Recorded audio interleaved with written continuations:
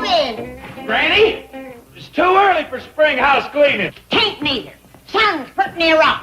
I mean, it ain't even spring yet. I decide when it's spring around here. Now I want every stick of furniture out on that lawn.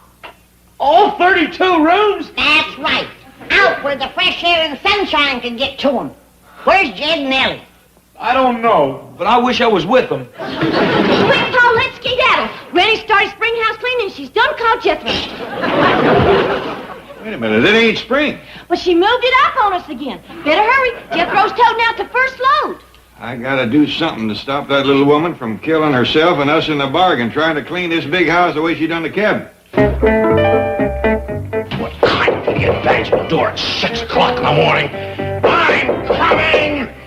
You are Mr. Clampett, and it's wonderful to see you. Come in. I'm sorry, looks like I got you out of bed. Me? Don't be silly. I've been up for hours. Why, it's 6 o'clock. Yeah, I figured even city folks couldn't lay in bed no longer than that. No. This is the best part of the day. Fellas full of energy and vitality. Mind is sharp. Sit down. Now, what can I do for you? Well, Mr. Drysdale, I'll tell you. You see, back in the hills, things would stay pretty well closed up all winter. So come spring house cleaning time, we tote everything outside in the sunshine and fresh air, and Granny would scrub the place down from...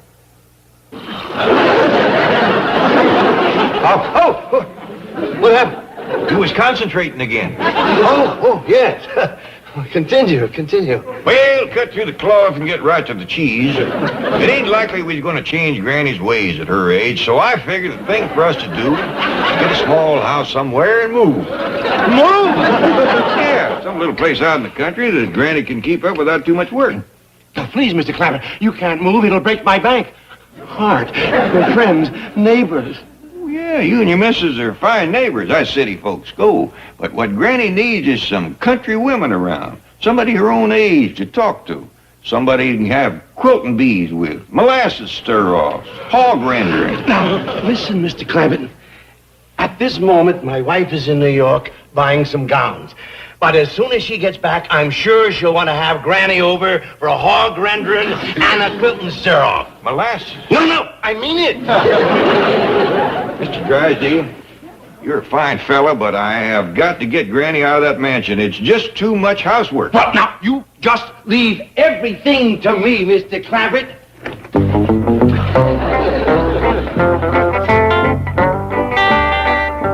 Oh, Uncle Jed, I'm glad you're back. Granny's been driving me into the ground.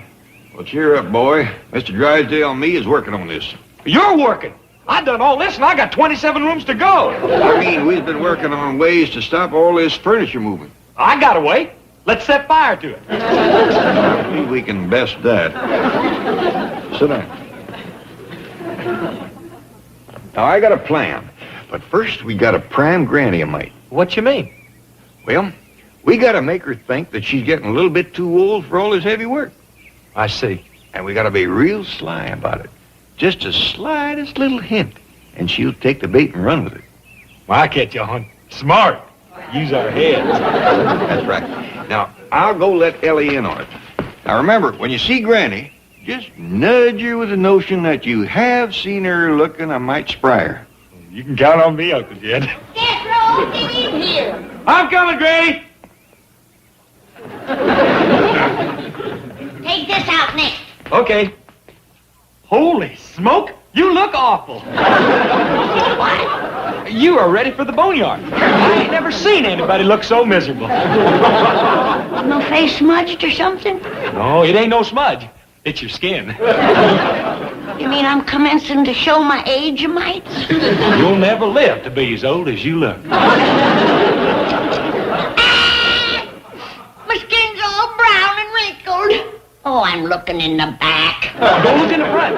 That'll really scare you. I look that old? I seen one thing look older, but it had moss growing on it.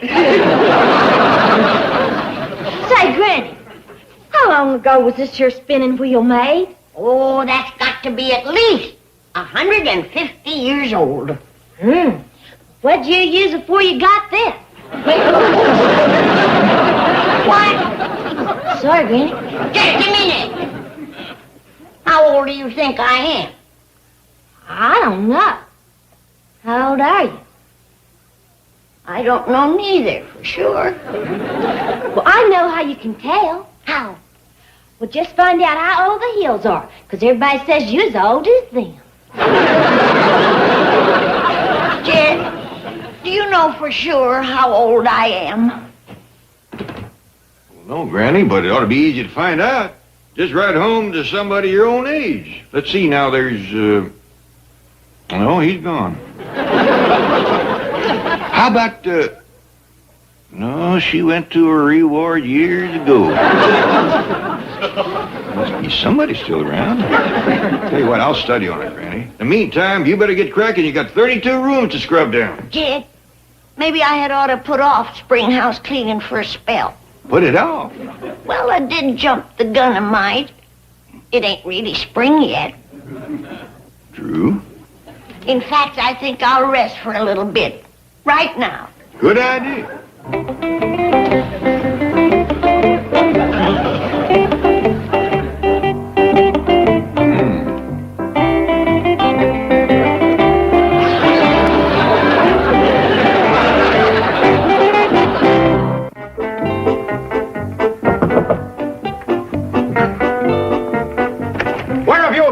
Why aren't you ever around when I need you?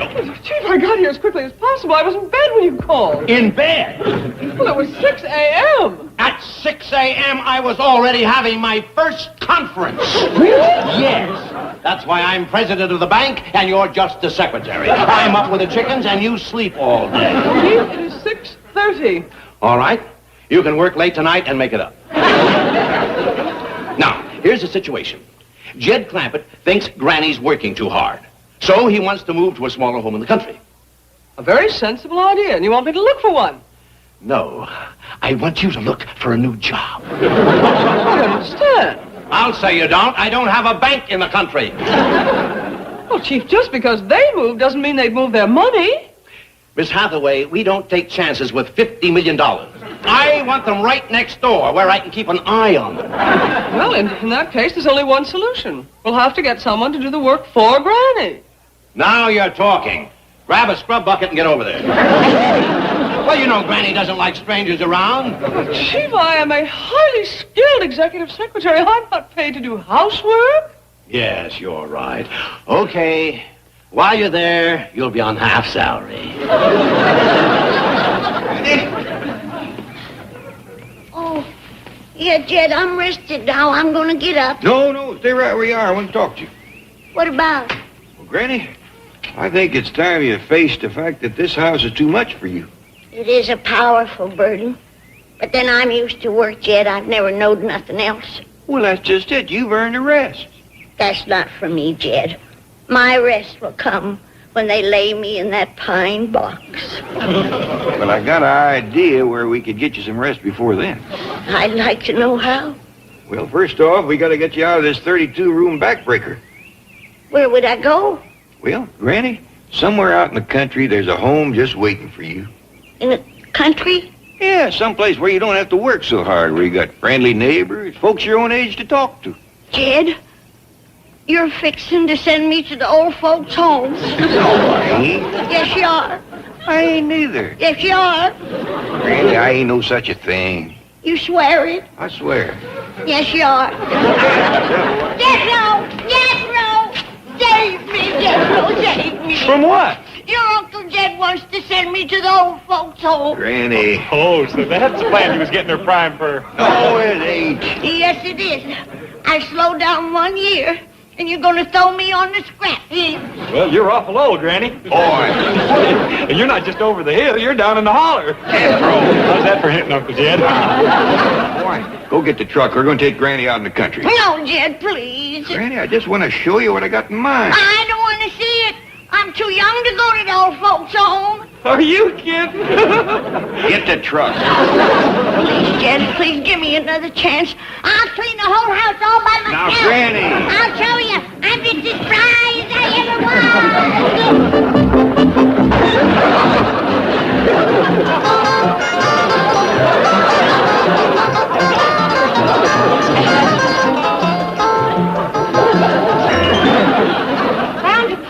How is she? She's awful stove up. I don't wonder. She mopped the whole downstairs. And all the sidewalks she could get at. She mopped around a cement pump. Under she lies. Wore the mop clean down to the nub. I'm as spry as I ever was, Jed. Sure you are, Granny. I can't get her fingers loose from the mop. There go her legs again. Her legs, Ellie. Now, let's go to the mop, Granny. Make me some suds. I'll come in from upstairs. Take it easy. Ellie Mae, you stay here and take care of her. Jethro and me will go out in the country and see if we can find it. No, Jed. Ain't I showed you I can still earn my keep? Well, that's just it, Granny. You can't keep on working this hard. Yes, I can. I got my second wind. I'll come in from upstairs. Now, easy does it. No, Jed, don't send me away. Nobody wants to send you away, Granny. We're just looking for a little place where we can all move in. I don't believe you. It looks like you're going to take showing her. Go put her on the truck. Hey, Jethro, fetch her. No, no.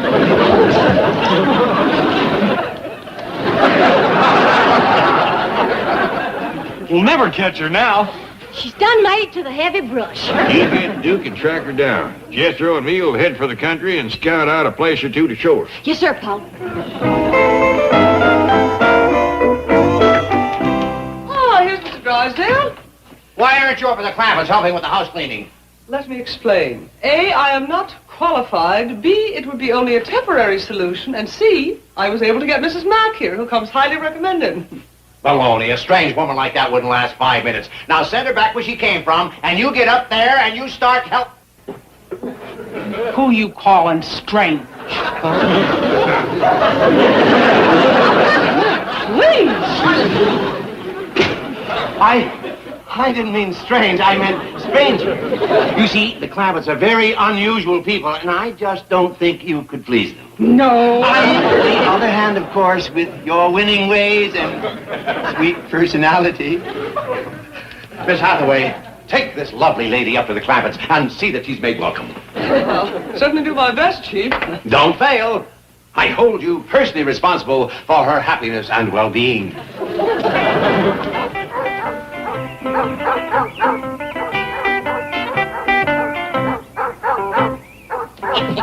That old hound dog will never see the day he can find this old fox.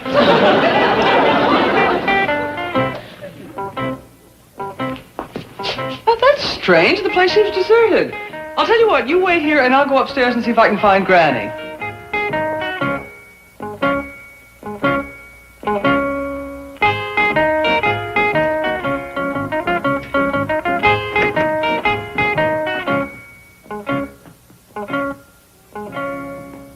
Who are you? Ma'am? Mrs. Mack, who are you? I'm Granny.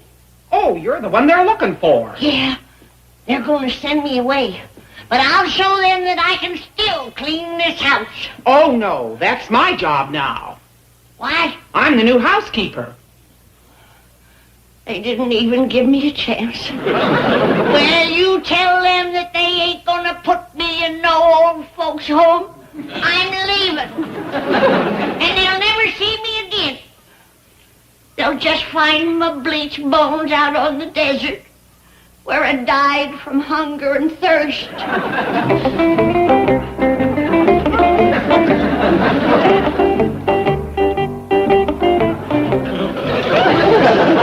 Well, hunger anyway.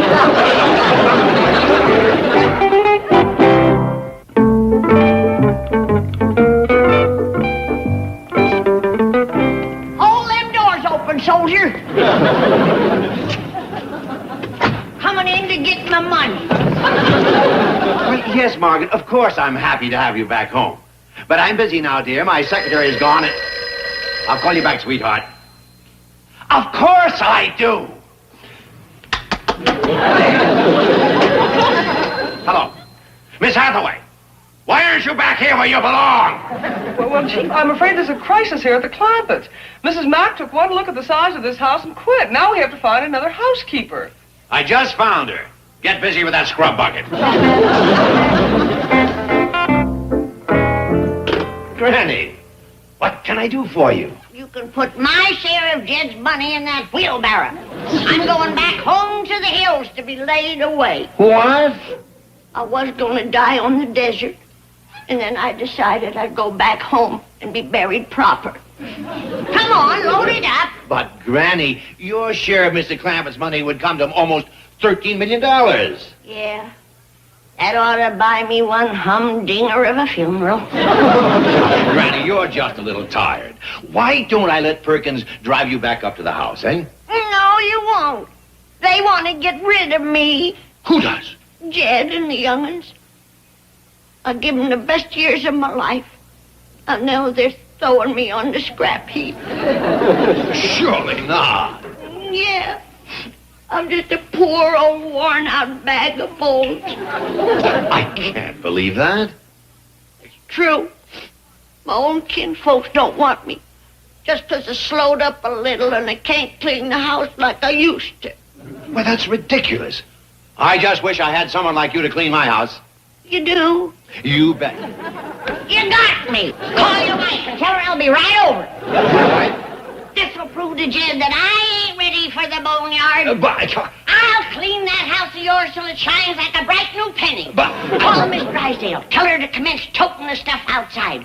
Have her set it in the front yard so it'll get plenty of fresh air and sunshine. I'll be over there in a jiff. No, Granny, wait. On second thought, I think that...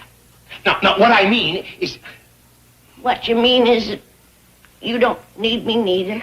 Come on, load that up. I'm going back to my final resting. Now, Granny, you didn't let me finish. What I meant was I need you here more than I do at home. In the bank? Yes, yeah, of course. You see, with Miss Hathaway away, I'm up to my ears. Hey, there's the phone and no one to answer it. Oh, you poor man.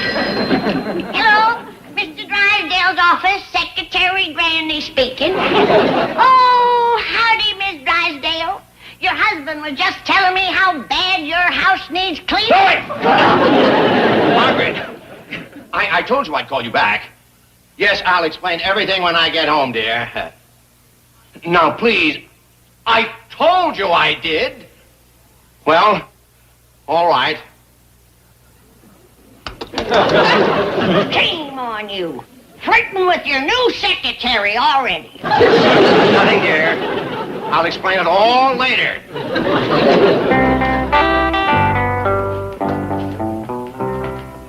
Duke and me's covered that holler in more ways than a kraut lays in a barrel.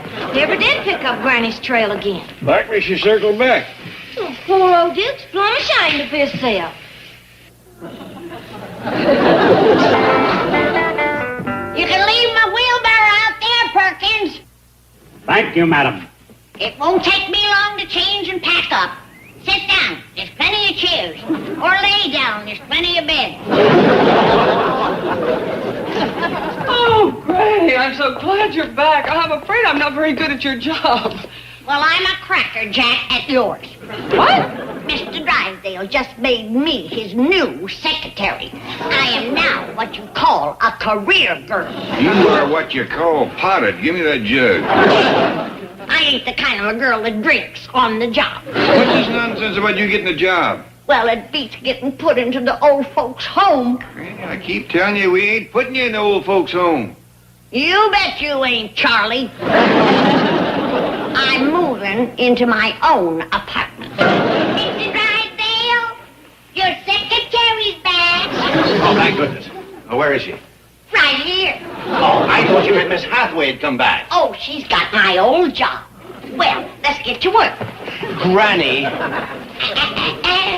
None of that. Don't let this dress make you forget you're a married man. I've got a lot of papers to get out. Well, let's hop to it. Do you know how to type? I can learn. Press the button. Am I typing? Yeah. I'll get the phone in my office. Yonder she says. Well, I'll be doggone. She wasn't fooling. You folks had an appointment? Miss Hathaway, just hurry down here. I'll figure out something to do with Granny. Now, please, I need you. Mr. Drysdale? Mr. Clampett, come in. Well, I just wanted to thank you for giving Granny a job. It sure has perked her up. My pleasure. Oh, she's wonderful. Matter of fact, she's due for a promotion. What didn't you say? Granny, did you hear that? Mrs. Drysdale's giving you a promotion. That's right, Granny. I'm moving you up to an office on top of the whole building. What'll I do up there? You'll be vice president in charge of the whole building. Well, doggies. You heard me. The whole building. Everything out. Keep it moving.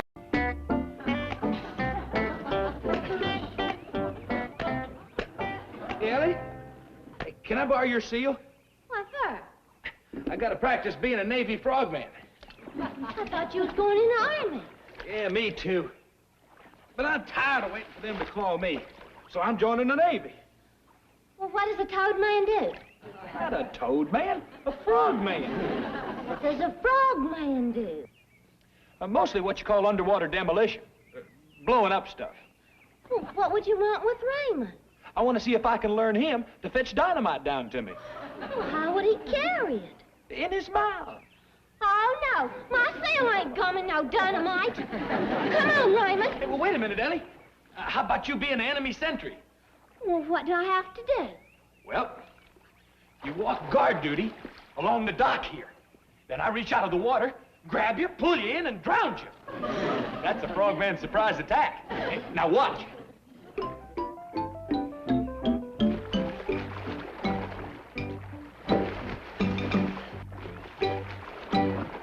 Oh! That for us too, Frost. Enemy sentries ain't supposed to stomp a frogman's head. Oh, dumb old girl. This is the way we cook our mash, cook our mash, cook our mash. This is the way we cook our mash so early in the morning. This is the way we cook our mash. Granny! Ellie, don't scare me like that. If I was to have dropped this jar, we'd have cleared them bushes on the fly. This stuff is mean when it's green. Paul says you wasn't to make no more moonshine. Moonshine. This is my flu serum. He's expecting an epidemic, you know. And it's my duty as a doctor to be ready. This cure the flu? Well, it's more what you call a body conditioner. If your body can handle this, it can handle anything. You're making medicine. Why do you have to hide like this? Child, ain't you never hear of industrial espionage? Like one of the biggest outfits in the world has been trying to find this setup. Been trying for years. Who's that? The U.S. government. I gotta make a series of quality control tests. First, the shotgun test. Gotta see what kind of flavor it's got. Why do you call it a shotgun test, Granny? You gotta hold the shotgun on me to make me taste it. I don't want to do that, Granny. You got to, honey.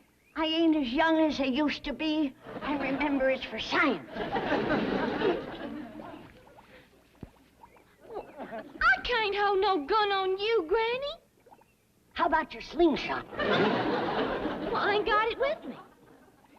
Well, just shake your fist at me. I don't want to, Granny. Well, threaten me. Mean mouse me. I can't, Granny. I love you. I respect you. Well, you're the sweetest Granny in the whole wide world. I reckon that'll have to do.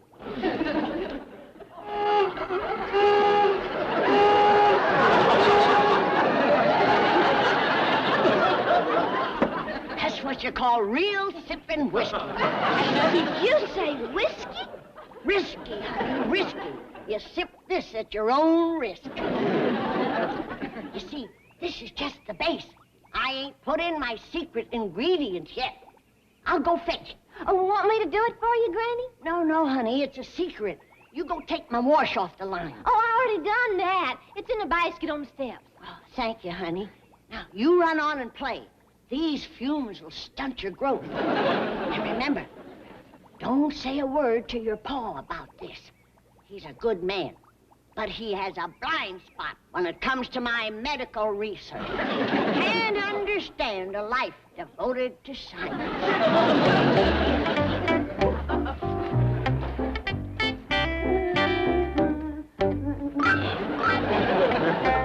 Stuff sure gets into your bloodstream in a hurry. Save a lot of folks from the flu. Throw out the lifeline. Throw out the lifeline. Someone is drifting away. Throw out the lifeline. Throw out the lifeline. Someone is sinking today.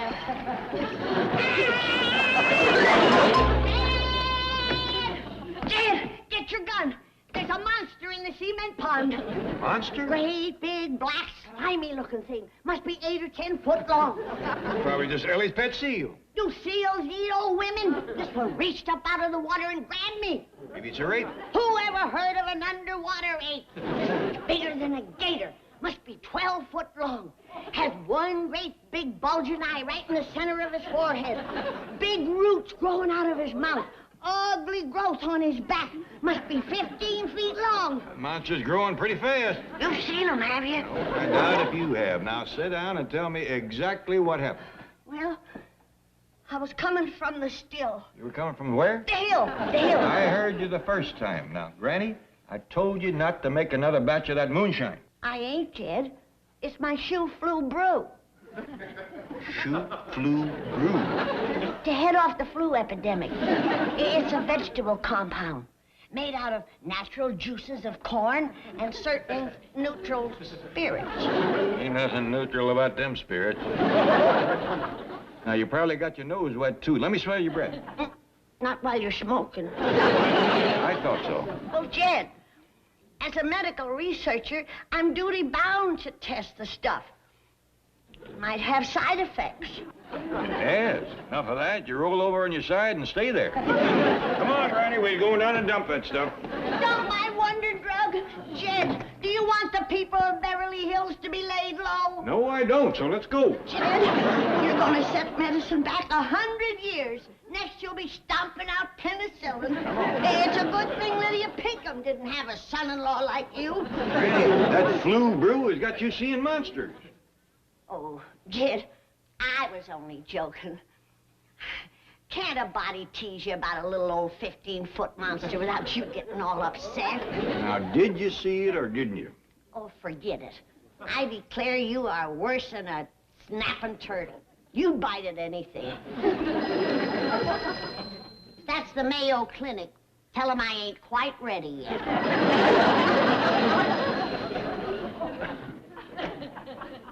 Ed Clampett speaking.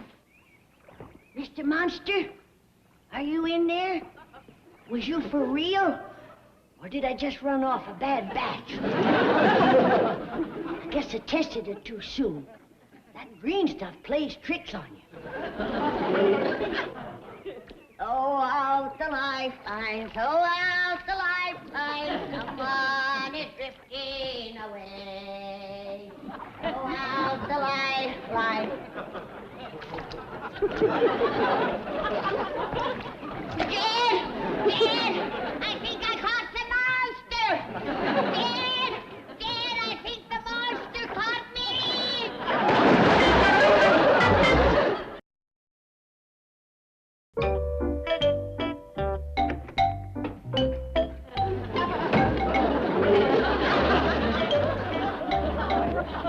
What happened to you?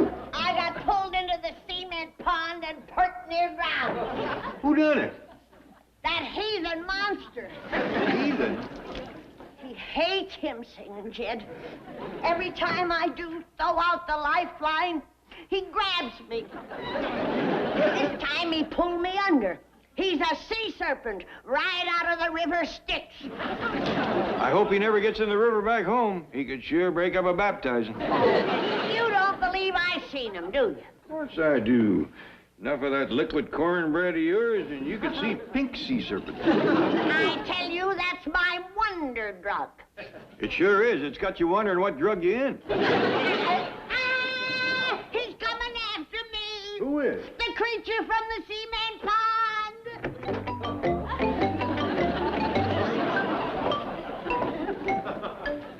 pray, Jed, but quiet. The way a hymn sets him off, a prayer will drive him into a frenzy. Hey, I believe that's Jethro inside that thing. He ate my baby.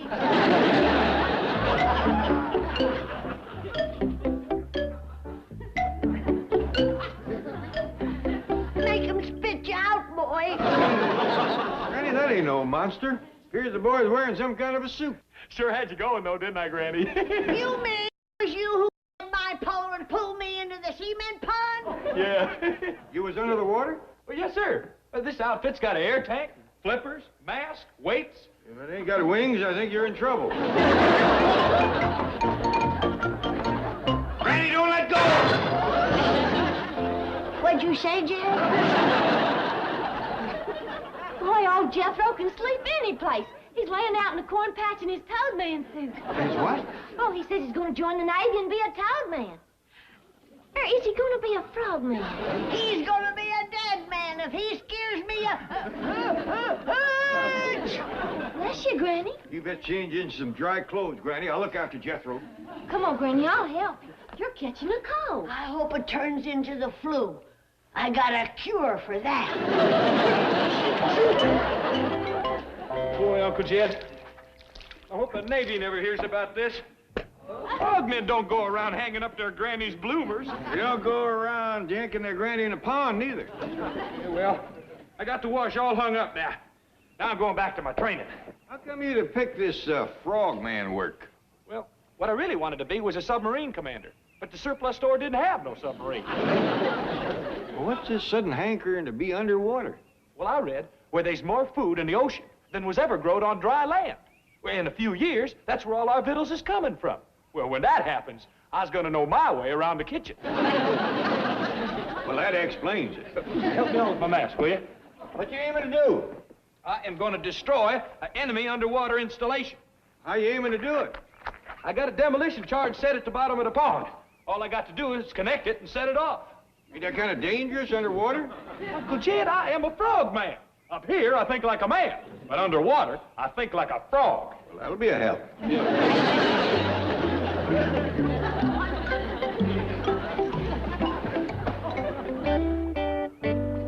No question about it, Daisy. You was coming down with the flu. But for the sake of humanity, you have got to be a human guinea pig to see if your flu serum works. Hope it ain't too green. But them's the chances us medical researchers has got to take.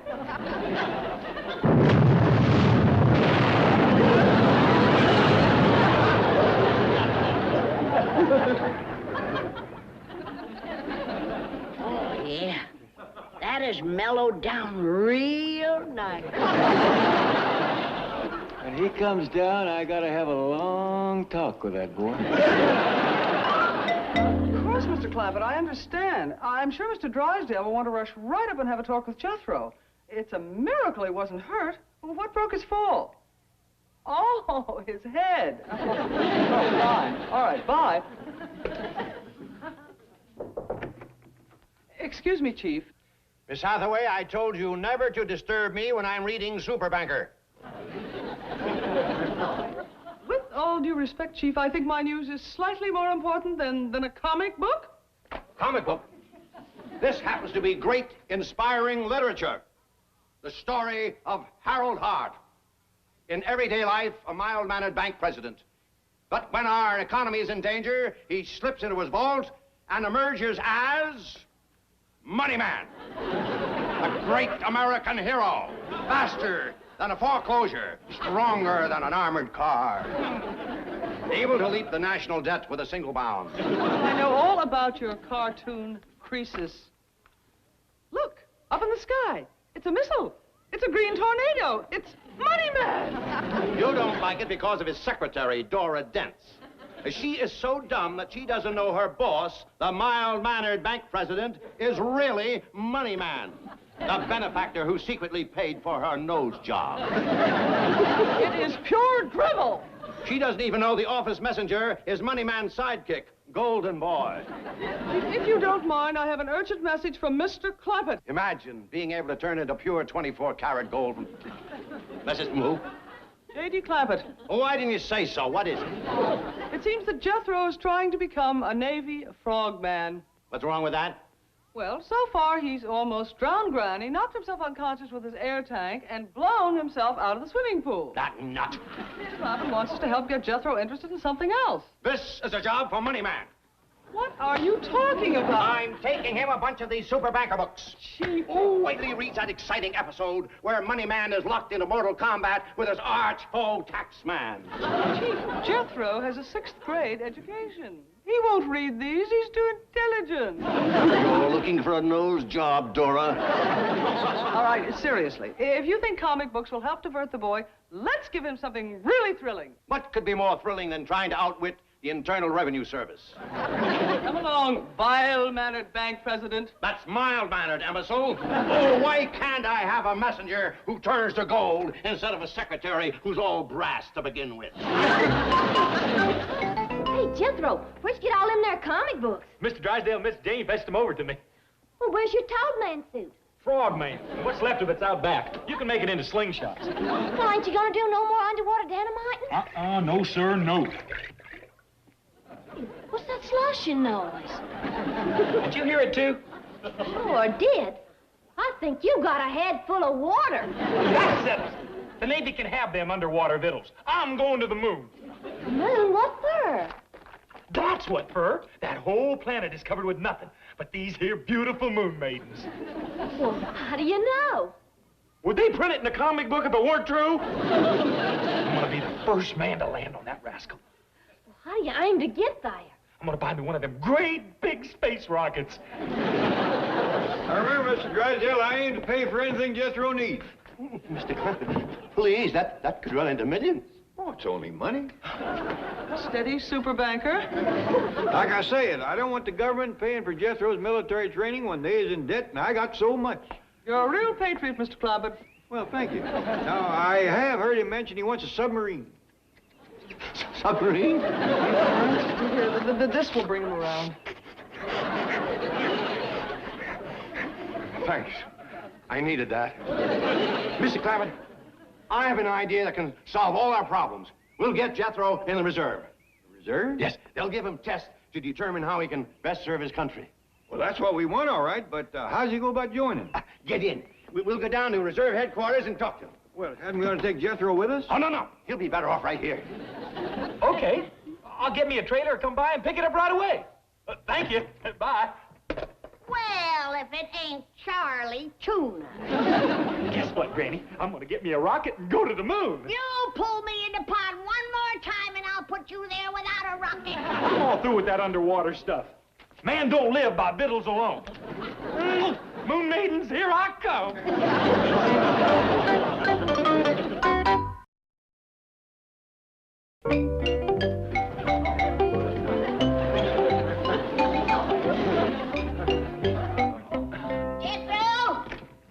Jethro ain't back yet, Granny. Oh. Well, when he gets here, you have him take this barrel of shoe flu brew down to the Red Cross. Well, ain't you going with it? No. They ask too many questions. Just tell him to say compliments of a friend. Now, I wrote all the instructions on the top here. They is to cut this 100 to 1. 100 gallons of branch water to 1 jigger. I mean, 1 teaspoon of my flu medicine. Well, I'll tell him. Now, I gotta get back to my laboratory. I gotta run off some more of my quality control tests. Ain't you rest a while? No, darling. Man works from sun to sun, but a doctor's work is never done.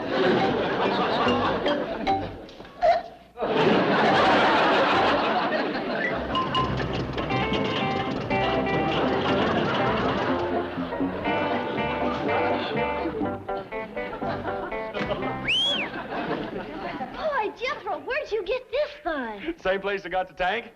Well, you'd better unhook that rocket, because Granny wants you to tote her flu medicine down to the Red Cross. I ain't no delivery boy. I'm an astronaut. I got history to make. You tell the Red Cross to come here and pick it up. Well, Granny will take a hickory switch to you. Well, it better be a long one, because I'm going to be on the moon. Boy, that's the place for me.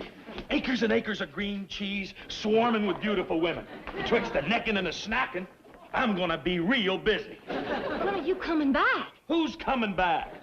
Well, think you better ask Pa before you go a-taking off. King of the Moon don't have to ask. Who's that?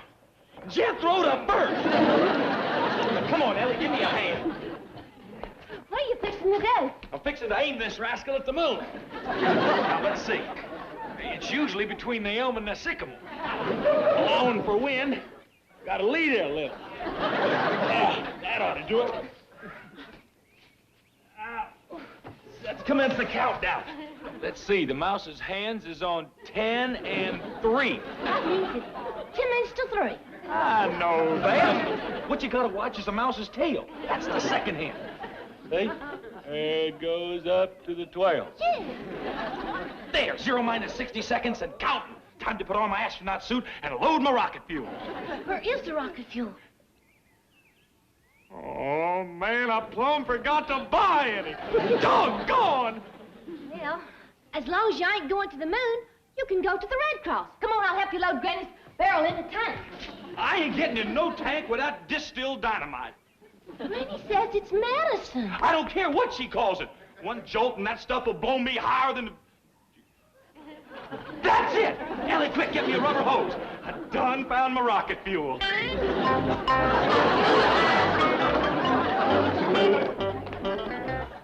What's that thing? This here's a life jacket in case I land in the Sea of Tranquility. 0 minus 10 seconds and counting. Moon rocket to Earth crew. All systems go. Prepare to commence ignition. What does that mean? Light the fuse. Granny's gonna be awful mad. I'll send her a package of cheese. 0 minus 5 seconds and counting. Clear the area for blast off. I hope this batch is as good as the last.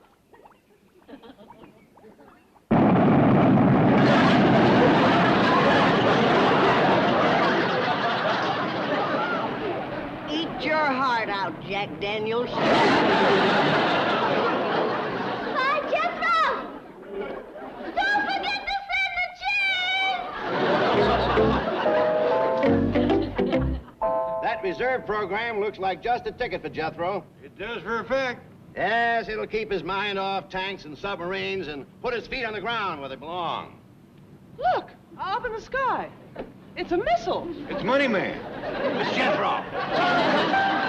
So far, the origin of the manned rocket which streaked across Southern California skies and plunged into the ocean near Point Magoo remains a complete mystery.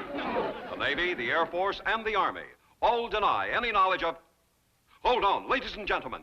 We switch you now to our news helicopter where our cameras are recording the dramatic air-to-sea rescue of the rocket's mysterious pilot. In just a few moments, we will know his identity. Is he from outer space? Is he ours? Is he theirs? He's mine. I want first crack at that medicine moocher. Slow down, Granny. The boy's going in the reserve. First he's going in the woodshed. Ladies and gentlemen, the pilot has been pulled aboard the rescue helicopter, and we will now hear his first words. Come in, Navy helicopter. Hey, we're all the Moon Maidens.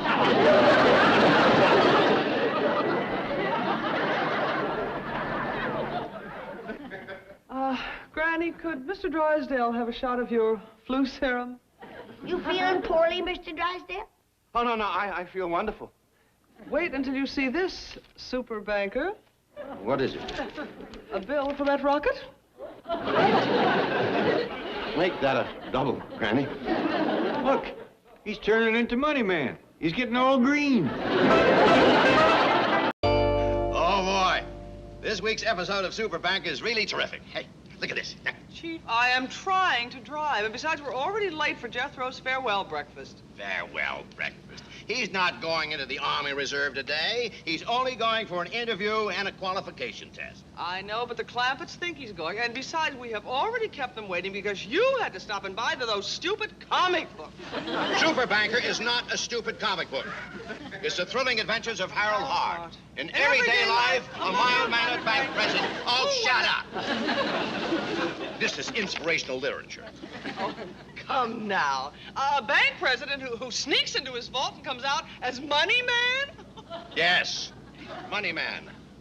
A patriot that fights for the things that make this country what it is. Baseball, mom's apple pie, hot dogs, second mortgages, hidden interest charges.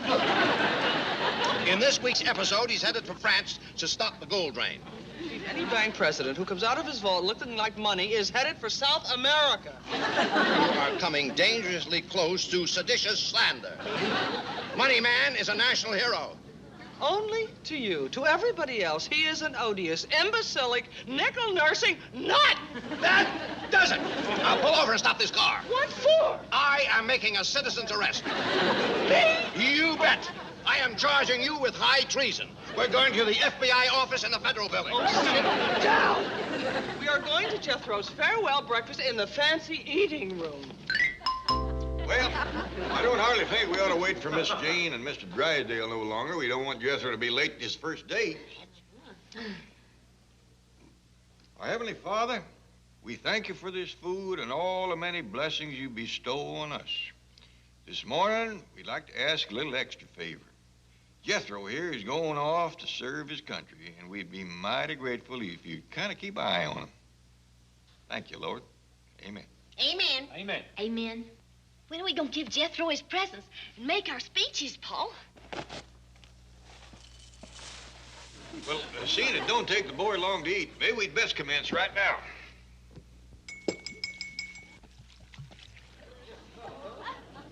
Jethro, I know how you must feel this morning.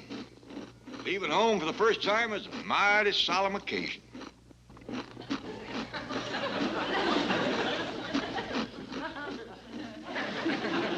And I reckon your heart is full and there's a lump in your throat. We're mighty proud of you, and we know that you must be proud, too. Proud and happy at this chance to serve the country that has been so good to all of us.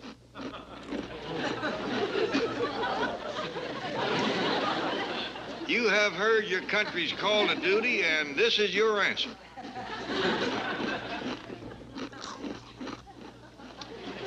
Well, I reckon that's enough talking. I'll show you how I feel. Don't shoot him, Jed. I ain't said my speech yet. I ain't gonna shoot him, Granny. I just want to give him a squirrel gun. Jethro, my pa gave this gun to me, and his pa gave it to him. I think it's only fitting that I pass it along to... Boy. Soldier. Well, Uncle Jed, you going hunting? I'm just making you a going-away present of this rifle. Well, thank you. Now, I know the Army sets a great store by sharpshooting. And old Nellie here can bark a squirrel and...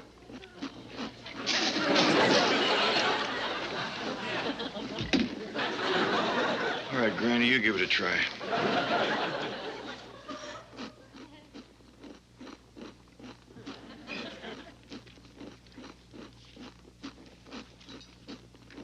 Mr. President, members of Congress, fellow delegates, honored guests, distinguished visitors. What's wrong with her? Nothing. She's been reading speeches all week. I think Thomas Jefferson expressed the emotions of all of us when he said, roll in flour, salt to taste, fry in deep fat. Bring it on, Granny. Oh, that's my directions for frying chicken. Keep going, Granny. You're the first one to get his attention. Oh, I can't make a speech, but I would like to say a few words about my present. Jethro, I want you to wear this uniform with pride and valor, like my granddaddy wore it in the Great War. Granny, that's a Confederate uniform. You bet it is. And this is the sword he used to defend our country when the North invaded America. I'll slip out and answer the door. It's decorated on the field of battle following our great victory at Gettysburg. And this medal was given to him by General Lee after the final Yankee defeat at Appomattox. Granny, the Yankees wasn't defeated. It was the South. What did you say? I keep telling you, Granny. The North won. General Grant what General Lee. Well, howdy, folks. Come in. Oh, Mr. Clampett, I'm so sorry we're late for Jethro's farewell breakfast. Oh, that's all right. I know you got a lot of important things to tend to. Important things. We stopped to pick up the latest edition of Super Banker comic book. Don't blame her too much. He's really hooked on it. What? He's every woman's hero. Of all the unmitigated... That's all right, Miss Jane. You're just in time to hear Granny's farewell speech to Jethro. Gay way! Gay way! She must have made a very moving speech. Yeah, I ain't seen a boy move that fast in a long time. What was Jethro carrying? His breakfast. He ain't one to let saving his life standing away eating. Hi, come back. Oh, howdy, Miss Jane, Mr. Drysdale. Ellie? I didn't have a chance to give Jethro my present. Well, we'll get to that. Y'all go in the fancy eating room. I'll go fetch back the guest of honor and the Speaker of the House. What are you giving him, Ellie? Well, I made him a whole box of lady fingers. He likes a snack between bites. You mean between meals? Not Jethro. Well, here's my little going-away present, soldier boy. Something to decorate your barracks. Thanks, Miss Jane. Oh, what is it? It's a pin-up picture of me. Please, not while we're eating. Wow! A dog! Let's see.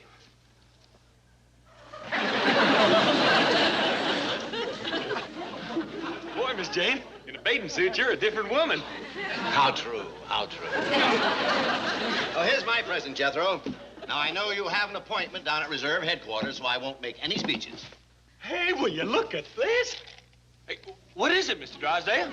That, my boy, is a money man piggy bank. You see, he has a hole in his head. How true, how true.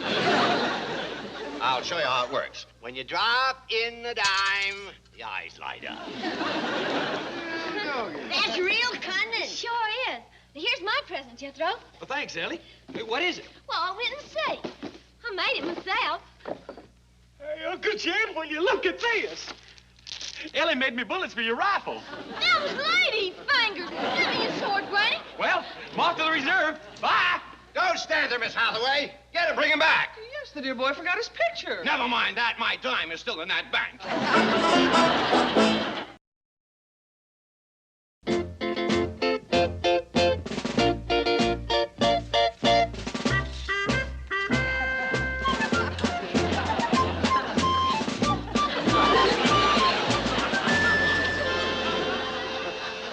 Just before the battle, Mother, I am thinking most of you. While upon the field of battle, with the enemy in view. Farewell, Mother, you may never press me to your heart again. But oh, you'll not forget me, Mother, if I'm numbered with the slain. Make your country proud of you, boy. Remember, you're a Tennessee volunteer.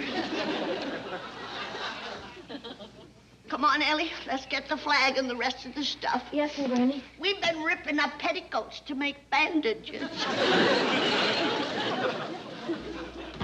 Uncle Jed, I can't show up at the Army Reserve looking like this. What are they gonna think? Well, I'll tell you one thing. You ain't gonna be just another face in the crowd. Bet you it ain't every day they get a boy in a Confederate uniform toting a squirrel rifle that shoots ladyfingers. Uncle Jed, what am I gonna tell them? Tell them the truth. Tell them you wore it to please a sweet, sentimental little old gray-haired granny who would break your leg if you didn't. Can't you convince her that the Civil War is over and that the South lost? No, I can't, and I ain't gonna try. At my age, a broke leg don't mend too fast. Oh, gee whiz. What am I gonna do? Well, my advice is for you to get out of here, or you'll be carrying a Confederate flag and wearing petticoat bandages. I'll bet you there ain't another fella in the Army Reserve with a granny like mine. Now, boy, don't falter too much.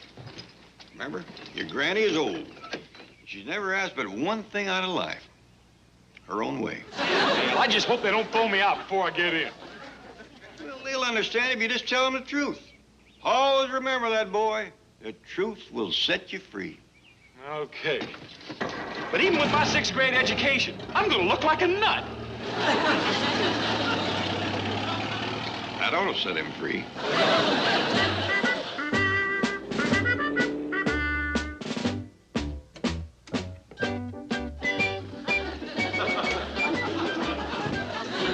Sir, I hope you won't go to laughing at the uniform right off. Ah, looks great to me. But this is a Confederate uniform. Yeah, I know. Sit down. I'll tell the colonel you're here.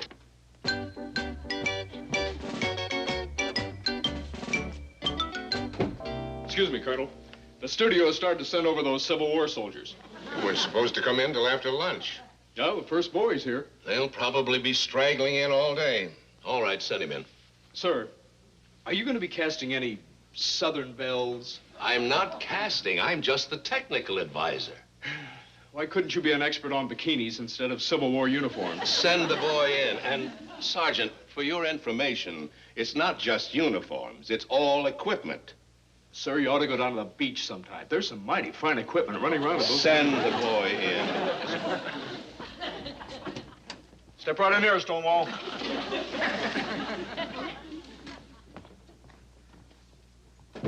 Turn around. Excellent. Very authentic. Tennessee Volunteers. Well, how'd you know? That's my job. Let me see the gun. Oh, I can't let you use this. Why not? Too good, too modern. Okay, you can go now. You're in. In the Army? That's correct. I'm gonna fight. You sure are. You're gonna get licked, but not until you put up a real scrap. Well, excuse me, sir, but who am I gonna be fighting? The Union Army. Where? Culpeper Plantation. You rebels will be dug in, and Grant's troops will surround the place. Well, where's the Culpeper Plantation? Somewhere up in Beverly Hills. You'll be taken there. We don't want the public to know where the shooting's going to be. You mean it's gonna be the Civil War all over again? It better be. That's what I'm being paid for. Well, when's all this gonna commence? Monday morning. Didn't they tell you anything? No, sir. Well, you'll find out soon enough. I've said too much already. Can't I take my gun? I told you no. With guns like that, the South would win the war. They hired me, so mistakes like that won't happen. See you Monday.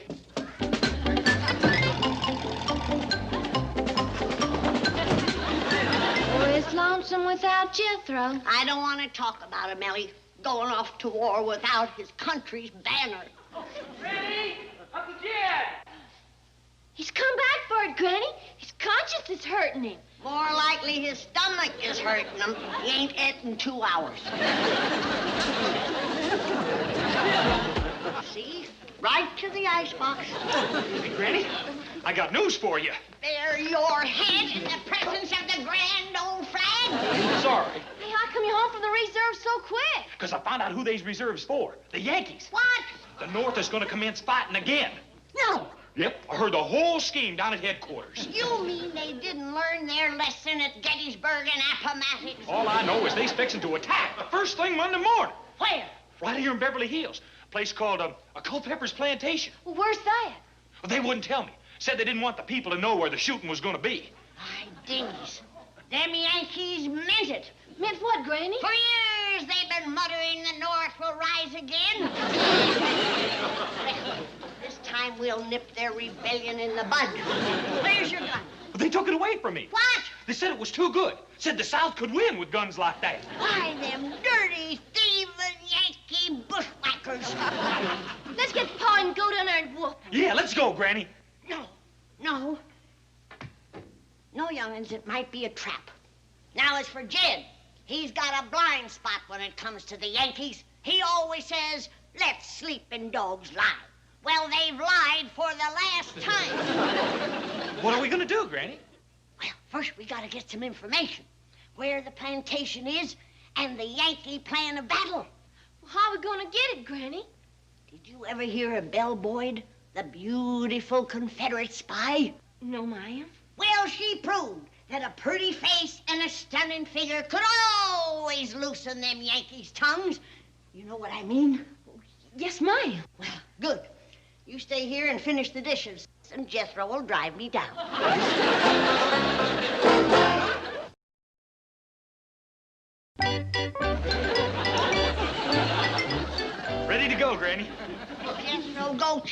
your clothes. If they see me consorting with a Confederate, they'll know I'm a spy.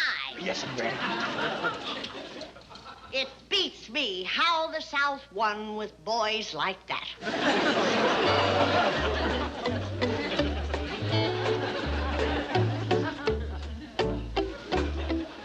Boy, Granny, you're something else. You ain't just whistling Dixie.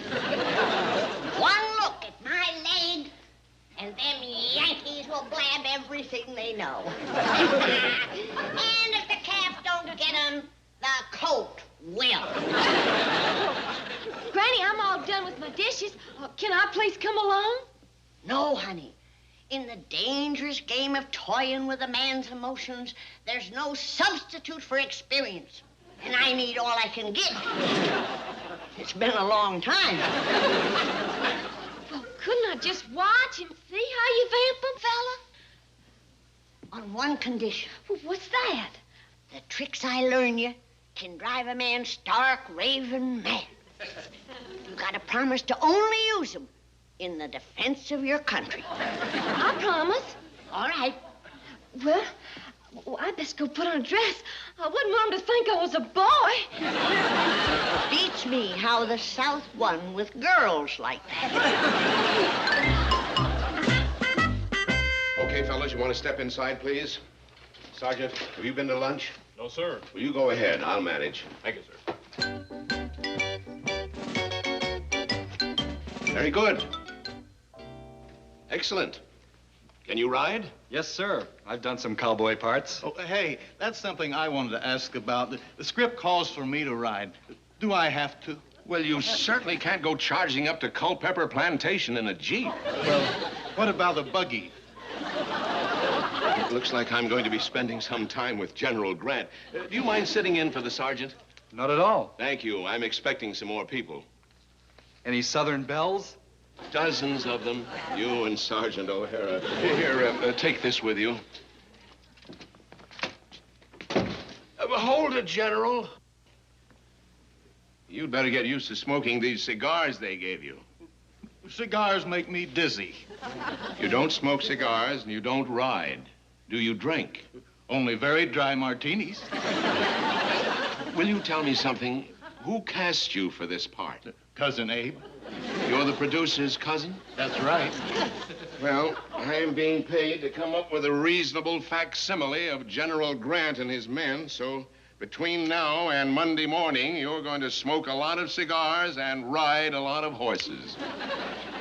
Do you ride, Colonel? Yes, sir. I've been riding all my life. Who cast you? My revered father-in-law, sir. You're married to Abe's daughter? I have that great honor. You know, the South may win this time.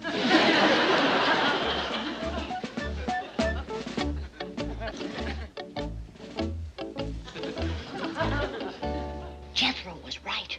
It's a Yankee soldier. Do. You hang back and watch. I'll soften him up. Hello there, soldier boy. I'm sorry. I didn't hear you come in. That's the way I work, Sonny. If you're here to see Colonel Blake, it'll be a few minutes. He's inside talking to General Grant and his men. Grant? Yeah, they're getting ready for the big battle on Monday. Say, haven't I seen you at Columbia? No. She's never been to Columbia, Tennessee in her whole life. Columbia, Tennessee? She's a northern girl. She comes from Boston. Well, how do you do? Howdy. That's Boston talk. She lives on Bacon Hill. Say, I saw a soda pop machine down the hall. Why don't you two Yankees go down there and have a drink? Would you answer the telephone? Oh, sure I will. If the Colonel asks for me, you tell him I'll be right back. Take your time, Sonny.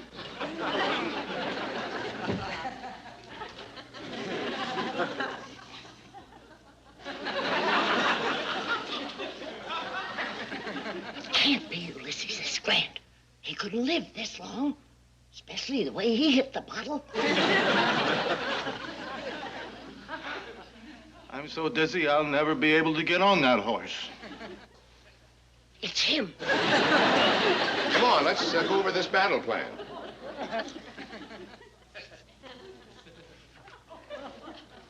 Now, concentrate on this map.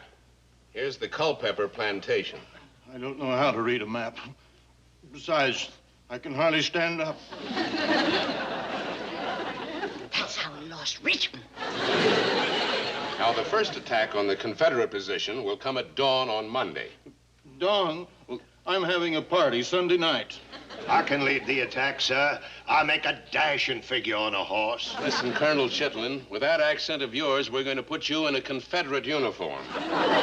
Same old bunch of Yankees, still fighting dirty. Well, why can't we have the attack Tuesday morning? Because my orders are Monday. Well, I'm going to get in touch with Abe. Abe! Oh, you're back. Come on, Ellie. When can I see you again? After the war.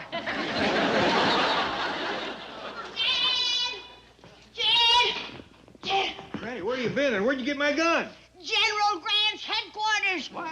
General Ulysses S. Grant is alive and planning to attack the Culpeper's plantation at dawn on Monday. I think you've had enough of that. Don't knock it, Jed. You ought to see what it's done for Grant. Where you going? I'm going to warn the Culpeppers that Grant is coming. You'd have to be pretty near 150 years old. This is the wildest thing I ever heard. That ain't nothing. Wait till you hear who else is alive. Old Abe himself.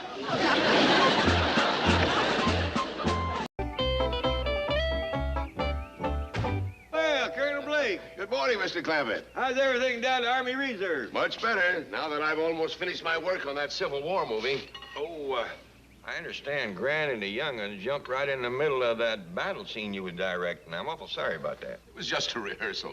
Besides, Granny did me a big favor when she captured General Grant. Yes, he's the producer's cousin and a terrible actor. I'd appreciate it if you didn't let on to Granny that he was just an actor. You see, she thinks she captured the real Ulysses S. Grant. He didn't tell her? Well, no. You see, they had a few sips out of Granny's jug, and he wound up thinking he really was Ulysses S. Grant. Before it was over, he'd apologize for Vicksburg, give back Richmond, and promise to shoot Sherman for burning Atlanta. Jed, it's that Yankee lover. Now, Granny. It's true, Jed. It was in his office that I heard General Grant planning the attack on the Culpeper plantation.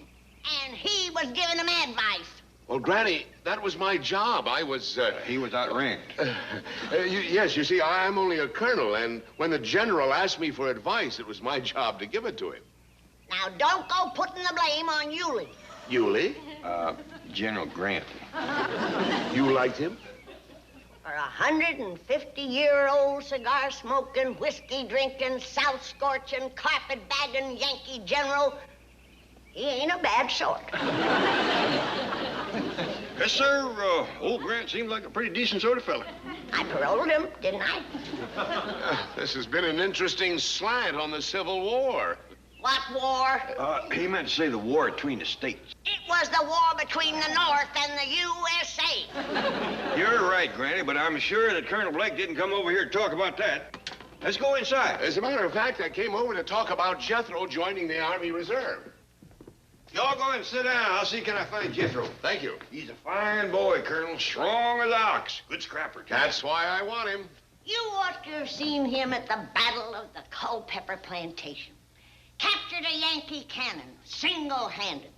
Took a whole gun crew. Stacked them up like cordwood. Yes, I know. I was there directing the battle. Aha!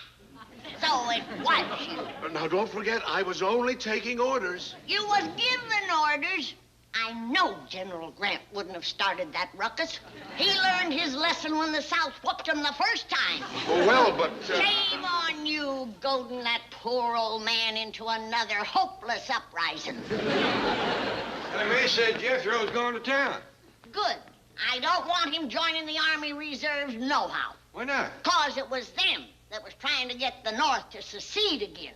Now, wait a minute. I'm going to write my congressman about about it, too. Oh, no, please don't do that. I give you my word, the Army Reserve had nothing to do with Grant's attack. I'll believe that when I hear it from Grant. Okay, you'll hear it from the general himself. But just don't write your congressman, please. I'll see you later. There was no call to jump the colonel like that. He seemed like a real nice fella. Besides, he's a good friend of Mr. Drysdale.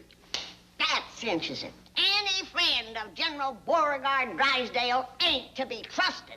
General Beauregard? Bolton Beauregard, the coward of Culpeper Plantation. Whatever are you talking about? He come strutting in here, wearing the gray, bragging how he'd like to meet Grant face to face, saying that his body would form a living shield to protect the flower of Southern womanhood. But when the shooting started, he turned tail and run. Maybe he seen you didn't need him. It was just a small skirmish. Nobody hurt? Nobody hurt. Men was falling like flies. I shot General Grant off his horse myself. If he hadn't been drinking for 150 years, it'd have killed him. What you mean? I hit him in that cast iron liver.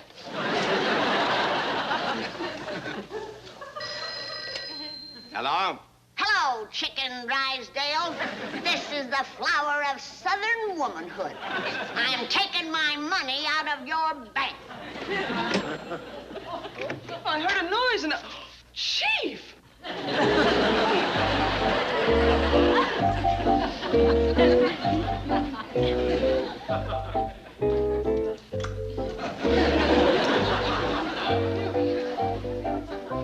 A 50 should do it.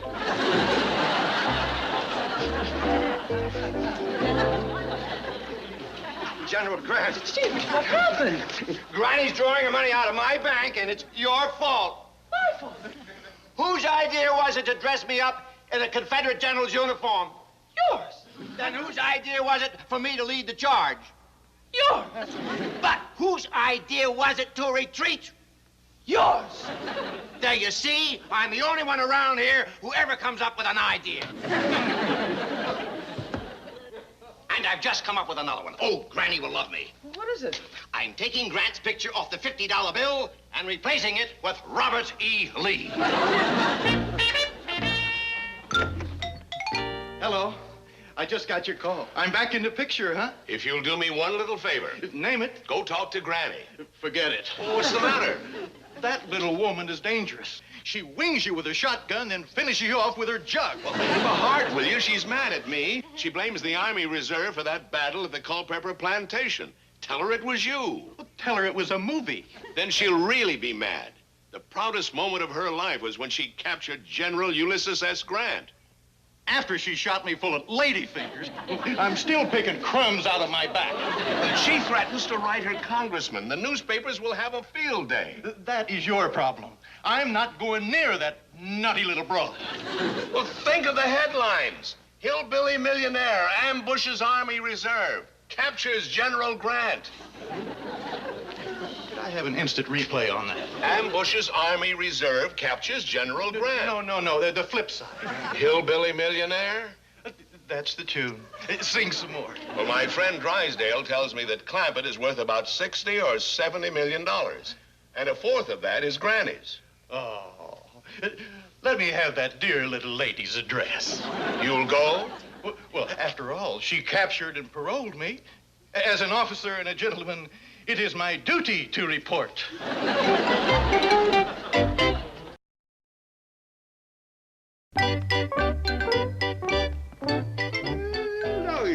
What are you all gushing up about? I got to uphold the dignity of my position. I am General Grant's parole officer. Oh, yeah, that's right. He's coming by to report. Well, you sure gonna set his heart to something? Oh, Jed, don't be silly. This is strictly a military matter. I captured him in battle. Well, like the fella says, to the victor belong the spoil. Well, Jed, he's pretty near 150. I don't want nothing that spoiled.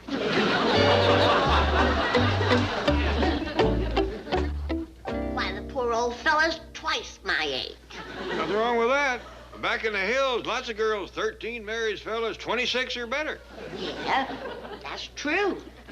My goodness. When he's 200, let's see, I'll be... Jethro, I got a problem for you.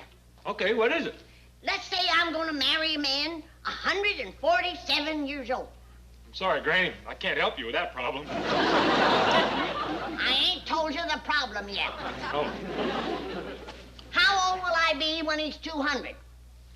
See, Granny, that'll take some ciphering. Well, sit down here and get at it. I'll get it, Granny. Oh, come in, Colonel. Mr. Clampett? General Grant, nice to see you again. Good to see you, Mr. Clampett. Oh, and here is my charming conqueror, the beautiful belle of the battlefield. Oh, did we interrupt your lunch? Oh, my goodness. That's Jethro's pacifier. Granny, Colonel Blake wants to talk to Jethro, so why don't you take the General and go sit in the parlor yonder? Oh, that's an excellent idea. General, I believe you were going to explain that the attack on the Culpeper plantation was your idea, not the Army Reserves. Oh, that's true. I am to blame. I'm entirely at fault. Now, don't go to faulting yourself. Let's put it this way. You still have a perfect record. I have? You ain't never won a battle against the South. Well, Colonel, boy is all yours. He'll make you a dandy soldier. Oh, I know that. I saw him in action. All he has to do now is take the written test. Well, I won't be no hell to a stepper like Jethro. He's had 12 years of school and graduated highest in his class. I'm embarrassed to even ask him to come down and take our simple little test. What's he working on? Oh, a little problem Granny gave me. He'll have it whooped in no time at all. Boy takes to ciphering like a mule to millet. Jethro, show the Colonel what you're ciphering. Oh, howdy, Colonel. Hi, sit down, sit down. Well, we'd best start back here at the beginning.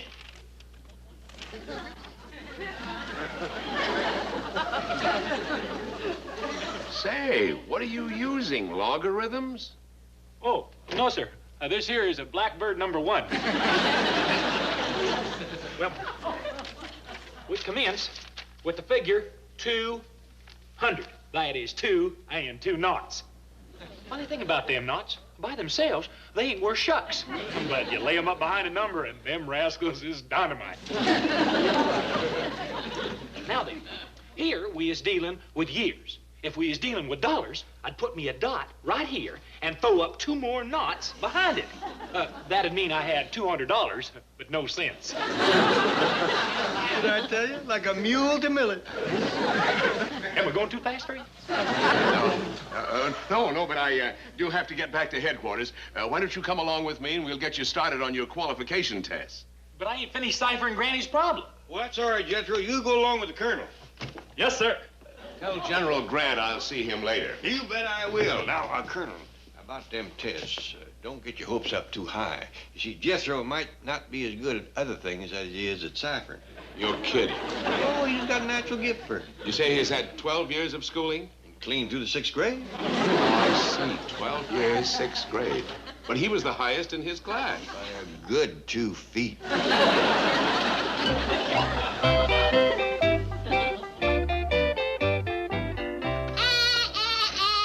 Put that silver down. You gotta break yourself of them Yankee habits. I wasn't... I wouldn't... Remember, you're on parole. One misstep and you're off to Andersonville. Now, sit down. While the sassafras tea is steeping, we'll get some of these questions out of the way. Yes, ma'am. Now then, since your capture, have you been plotting any more uprisings against the South? Oh, absolutely not. Have you been consorting with evil companions like Phil Sheridan and Tecumseh Sherman? Oh, bad boys. Bad boys.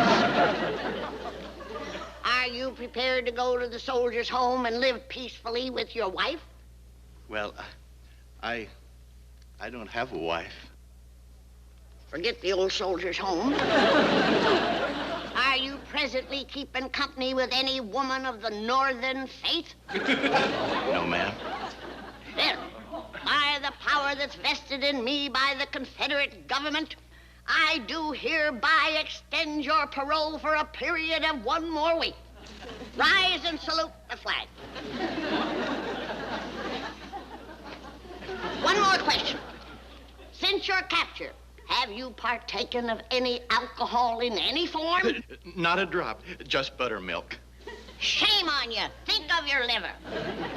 What? After 147 years of corn squeezins, you can't wean it overnight on buttermilk. The poor thing is laying down there between your spleen and your sweetbreads, just a panting and a puckering. I have been very thoughtless. Have some in your sassafras tea. Puts more sass in your frass.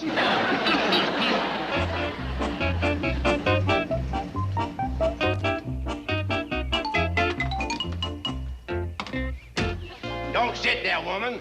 Help your gallant wounded leader. Chief, you can't fool Granny with those phony blood stains. What do you mean, phony? When anyone threatens to take $15 million out of my bank, I bleed.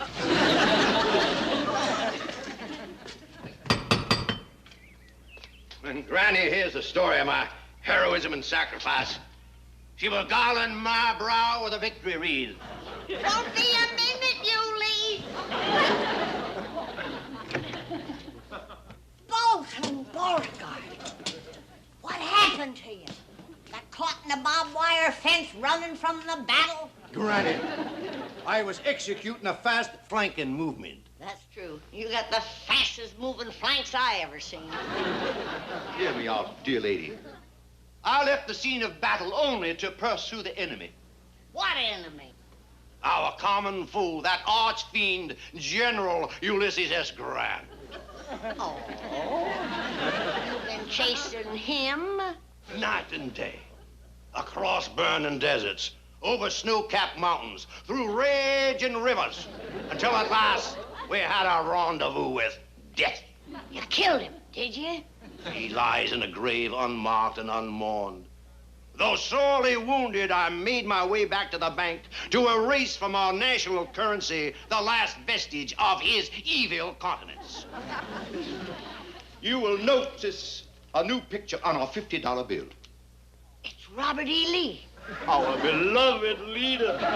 And that's what I was doing, ma'am, when you telephoned and so cruelly threatened to withdraw your money. It was a terrible blow. If you think that was a blow, wait till you get this one. Oh, General! You called, Daisy? Well, what have you got to say now? I believe my dear, sweet, sainted mother expressed it best when she said, Beauregard, some days it just don't pay to get out of bed.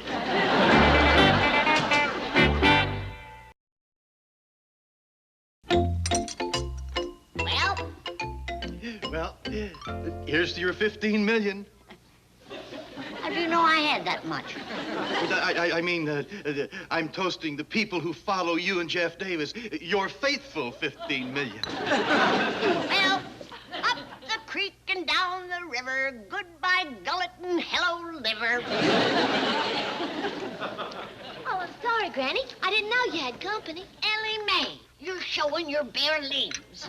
I'm sorry. I was just going swimming. There, don't scold the child. Why, she's just a baby. Healthy little thing, isn't she? I'm very fond of children. Well, your beard tickles, General Grant. Would you like to run through it barefooted, child? No, she wouldn't. Go along, Ellie. Why don't y'all come out by the cement pond? It's a real pretty day. Wonderful idea. I love to watch children at play. Take Uncle Yuli's hand, child. Hold it, Yulie. Ellie, run along. You know, sometimes you don't act 147. Oh, it's just when I see a beautiful girl in a bathing suit, it makes me feel young again. Well, why didn't you say so? I still have the bathing suit that I wore in the beauty contest at Expo 97 in Bug Tussle. You do? I didn't win, but I was voted Miss Good Sport. You wait here. I'll be right back, and I'll run through your beard barefooted.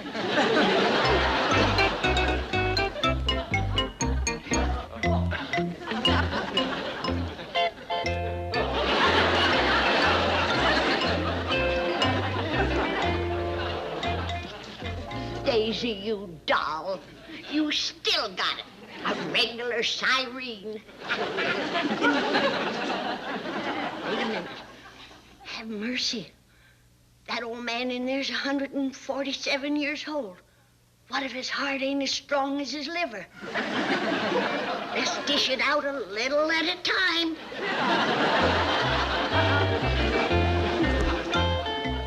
Julie, honey. Oh, General.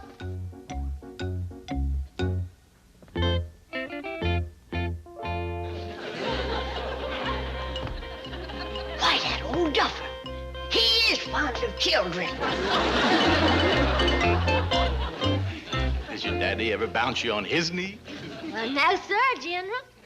Call me Uncle Yulie. You're tickling me. Well, I'm kind of tickled myself. That silly old man wasting his time with Shirley Temple when Theda Barrer's around.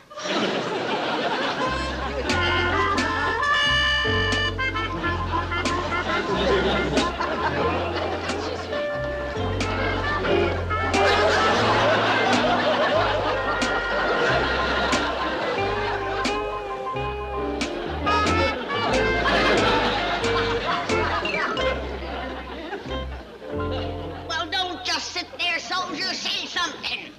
Put it on. Put it on. Come on, Granny. Let's go swimming. No, thank you, Ellie. But the General's gonna join you. Oh, no, I'm not. Oh, yes, you are.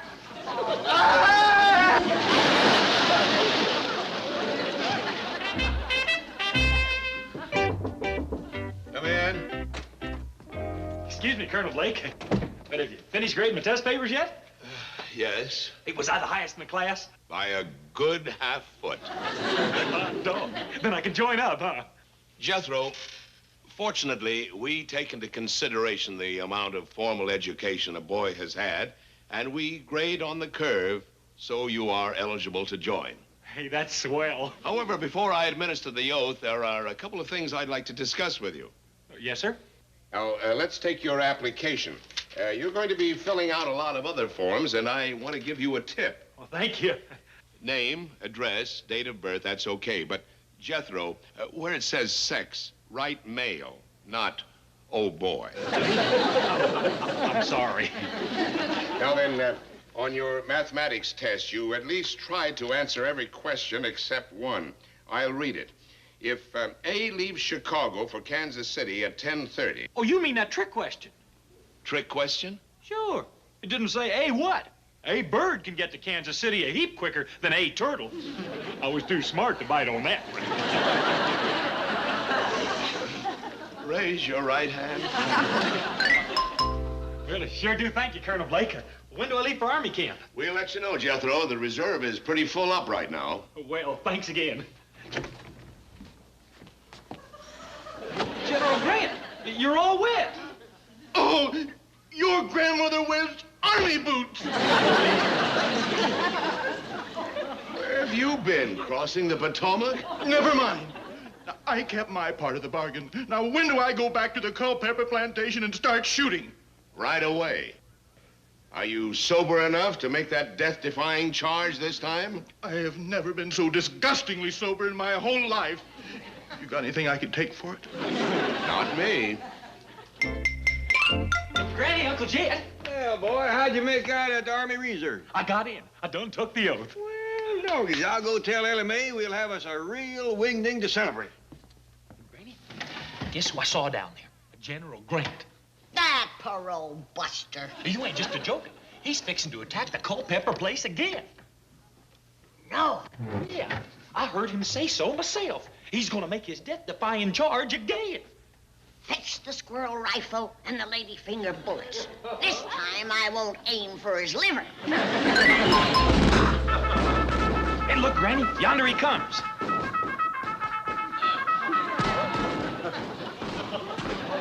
Okay, General, I give you your chance. Ow!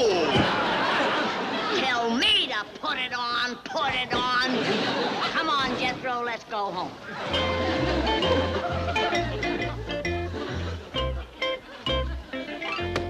And he promised me he'd be sober. Ellie Mae, I think Dash Riprock is here to go swimming.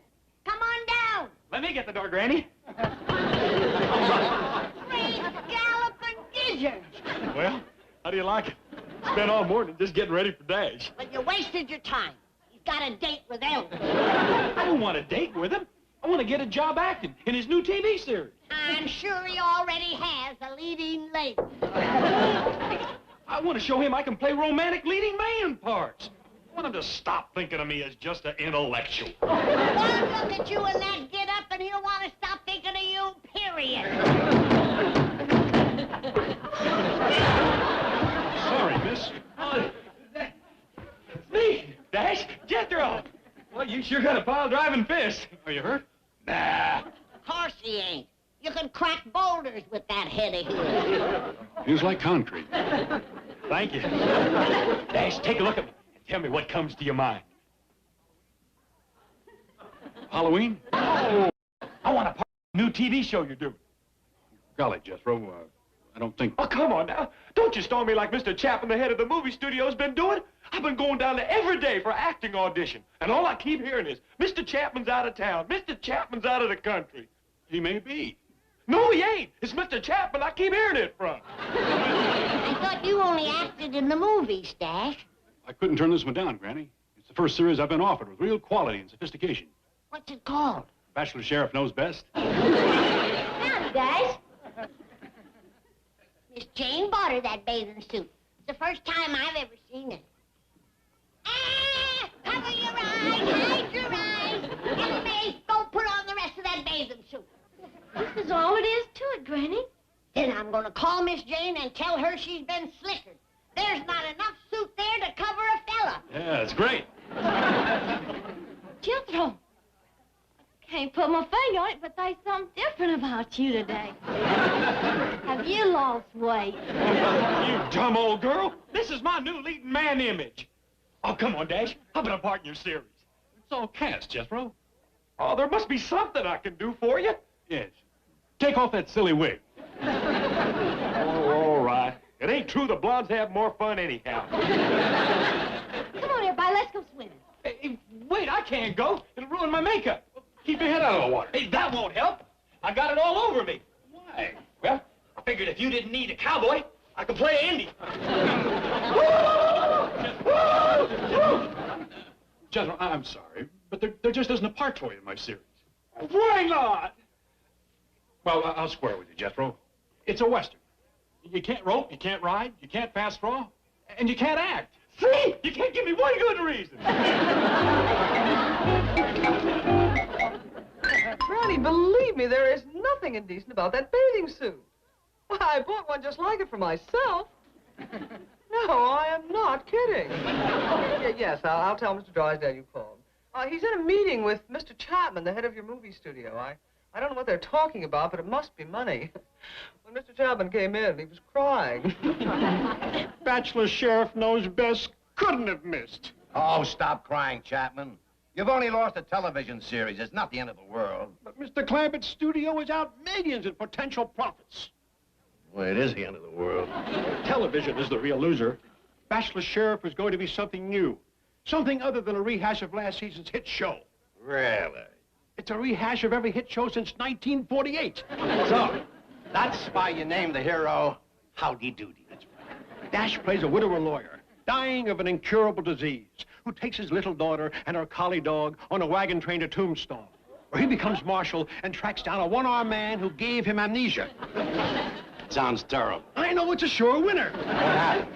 The little think child star that's playing the daughter, Debbie Dimples, came in with impossible demands. Then write her out of the script. I can't. That's one of the success elements I stole. The hero must be a widower with a sweet little dependent. Well, then let it be a monkey instead of a little girl. Jungle series are very big this season. Yes, a monkey. You know, I was so busy stealing from the old shows, I forgot to steal from the new ones. Hold it. Rip Rock will never go for a monkey as his co-star. Don't tell him. Put the ape in the right clothes, and he may never know the difference. Where are we going to find one? All the big-name monkeys already have their own series. I know one we can get right up at Jed Clampett's house. Not Jethro. No, I'm talking about talent. Ellie Mae's chimpanzee, cousin, what's her name? Milburn, this is the co-starring role. We can't use an unknown. He won't be once the series is on the air. Well, I guess Otto von Schlepper, the director, could give her an audition. Just wait till you see her. She's Judy, Tita, King Kong, all rolled into one. And can she act? Well, I hope so. I can't risk this series on just another pretty face.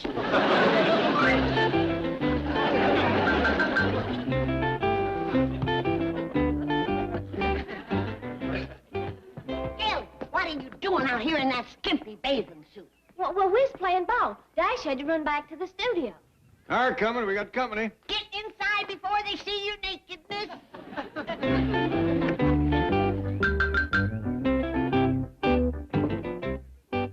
Why, it's some stranger and Mr. Chapman from a studio.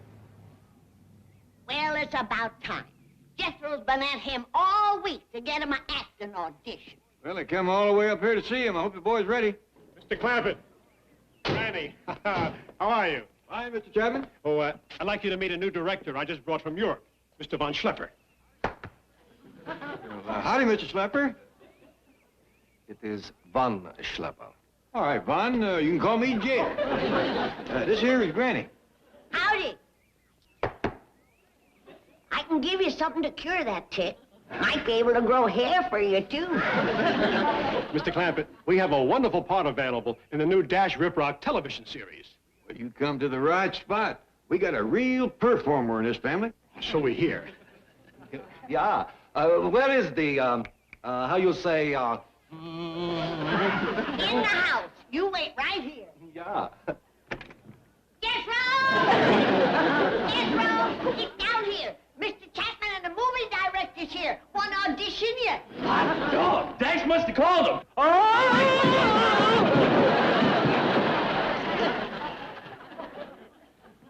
Jethro was telling me about Dash's new TV series.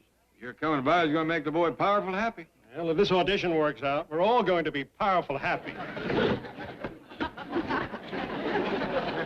Here, Jethro. Jethro, this is Mr. Schlepper. I mean, Von. And you know Mr. Chapman. Howdy. I'd like Ellie Mae to meet you. I'll go see can I find her. It's your big chance, boy. Do your stuff. Don't worry, Uncle Jed. Get a look at this Valentino stare. Well, good luck, boy.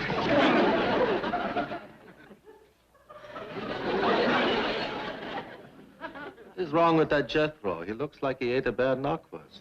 Never mind. Here comes the real monkey. Oh, she's a knockout. Oh, sure. She's got a good figure, but can she act? I will pull it. Good. She cannot be any worse than Dash Rip Rock. Let me have anger.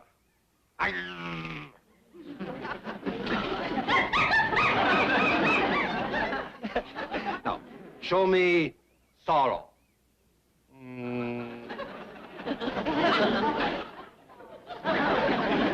Let's sign her. She's as good as Debbie Dimples. She's 10 times better than Dash Rip Rock.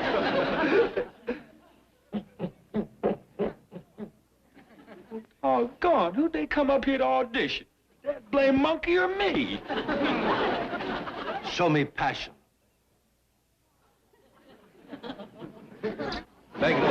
A star is born. Does this mean a part in Dash Rip Rock's television series? The co-starring role. Hey, your uncle will have the contracts ready this afternoon. Yeah! What's wrong with that nut?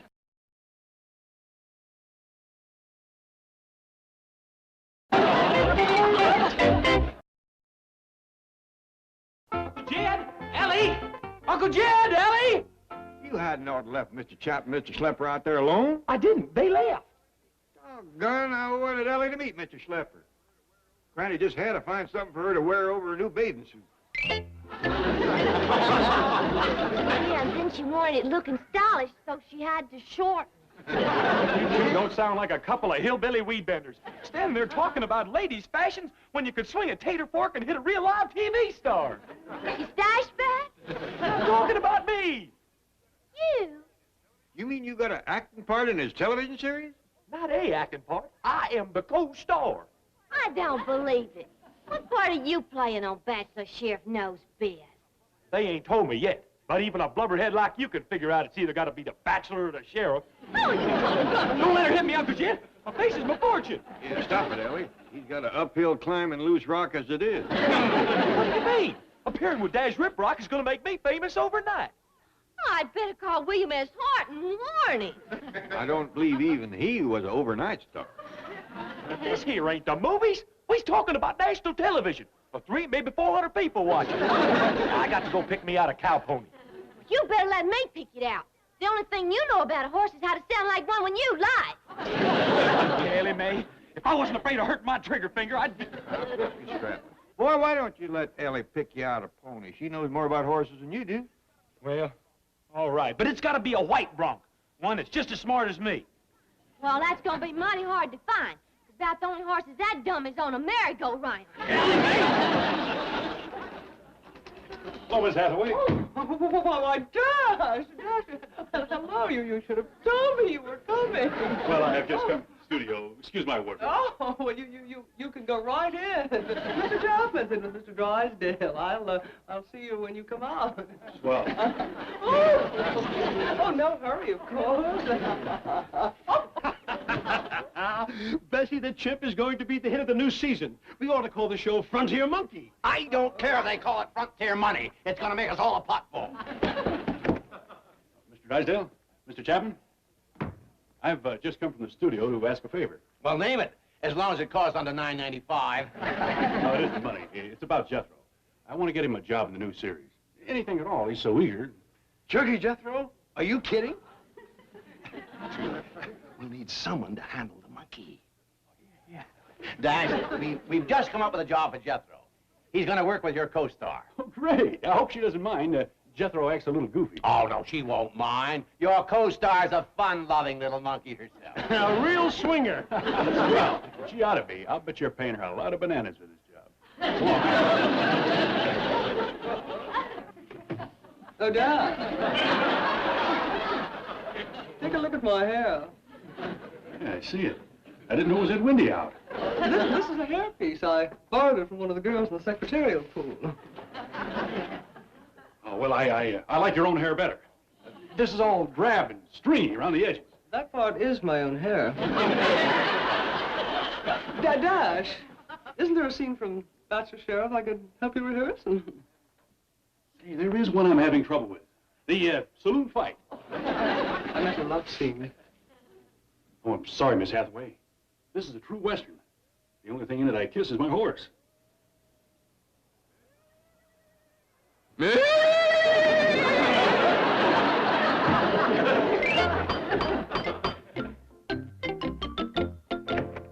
Hello, Mr. Clampett. Another cowboy. Oh, this place ain't starting to look like home on the range.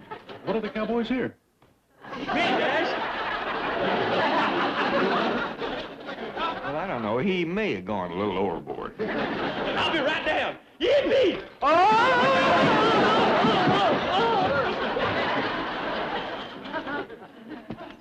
Now I know why cowboys ride horses. You sure can't walk in these boots. You all right? I don't know. There's a sharp tingling sensation shooting through me. Well, I'll fetch Granny. Here's the trouble. I was sitting on one of my spurs. Here you are. Well, all set to go to work on Bachelor Sheriff. You already know about the job? Well, yeah. I'm the co-star. No, Jethro. Mr. Chapman meant you're going to be working with the co-star. Well, yeah, you. I'm your co-star. You're my co-star. Jethro, there's something I got to do. Hey, can't it wait, Dash? I got to practice my roping. Only learned how 20 minutes ago. You're wasting your time. No, I ain't. I'm awful good, but I ain't perfect. That's the wrong end. Yeah, thanks. Watch. I'm going to lasso that vase over yonder. First, you twirl on over your head like this. Then you throw it all the way back. And then you give it a big yank. Doggone it, Granny, come back here. Uncle Jed, Granny run off with my lasso. Hey, Jethro, I found you the perfect horse. Great, I got my saddle out back. Is Is it a stallion? Is it white? Is it fast? If it can move at all, you better get on it and ride for your life. How come? Otherwise, when Granny climbs out of that rose garden across the street, you're going to get one humdinger of a saddle sore.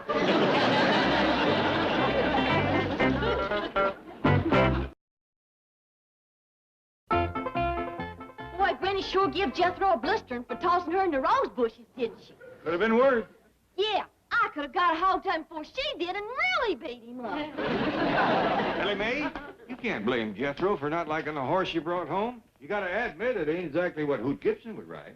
But then Jethro ain't exactly Hoot Gibson either. Oh, you noticed that too, huh? Besides, I couldn't get old Boulder Belly a little white bronc. With him saddling on it, why, it'd be wore out in 10 minutes. Well, with this horse you got, what's on it ain't the worry. I'm just hoping what's under it holds up. Hey,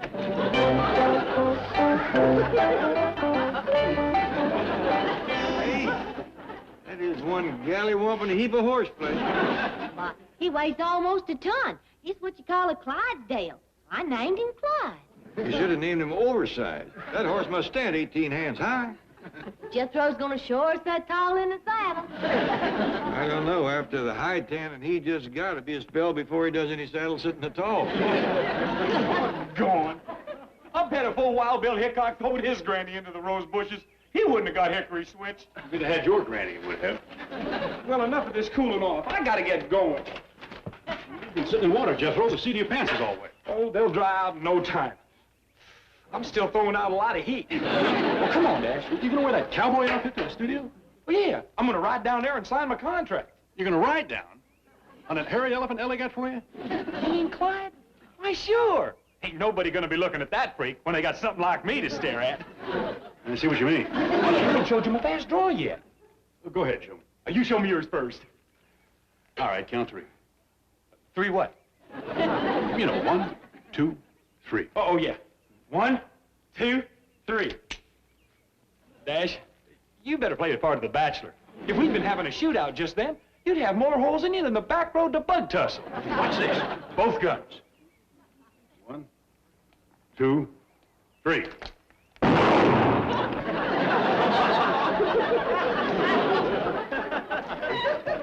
Fast, huh? Bet you didn't even see him come out of the holsters. Jethro, you should have put blanks in those guns. Oh, I tried shooting bottles with them things, but I couldn't break a one. Oh, never mind. Hey, I can do better than that.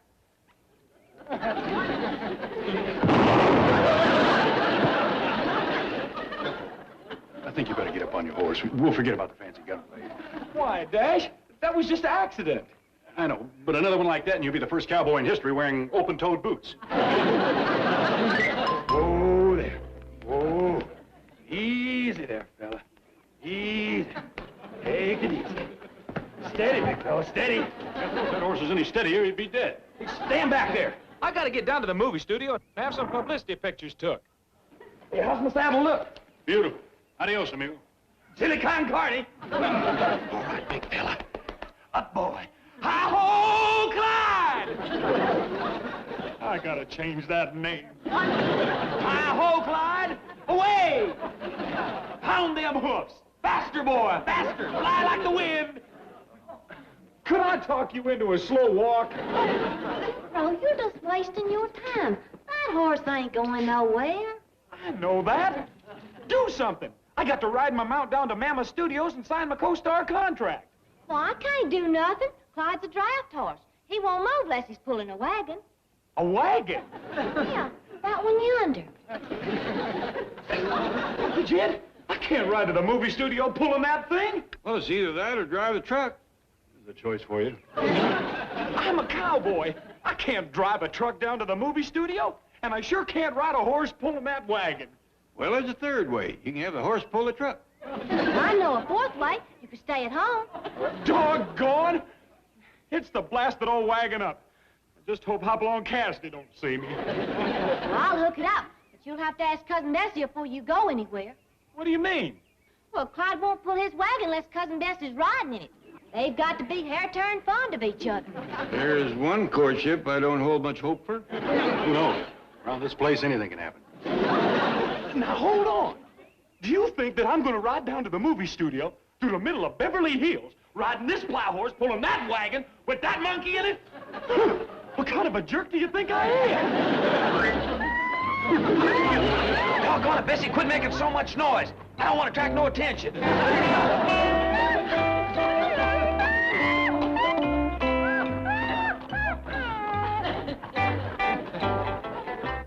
Where's that monkey, Larry? How should I know? She's supposed to be here. Hasn't even signed a contract, and already she's showing up late.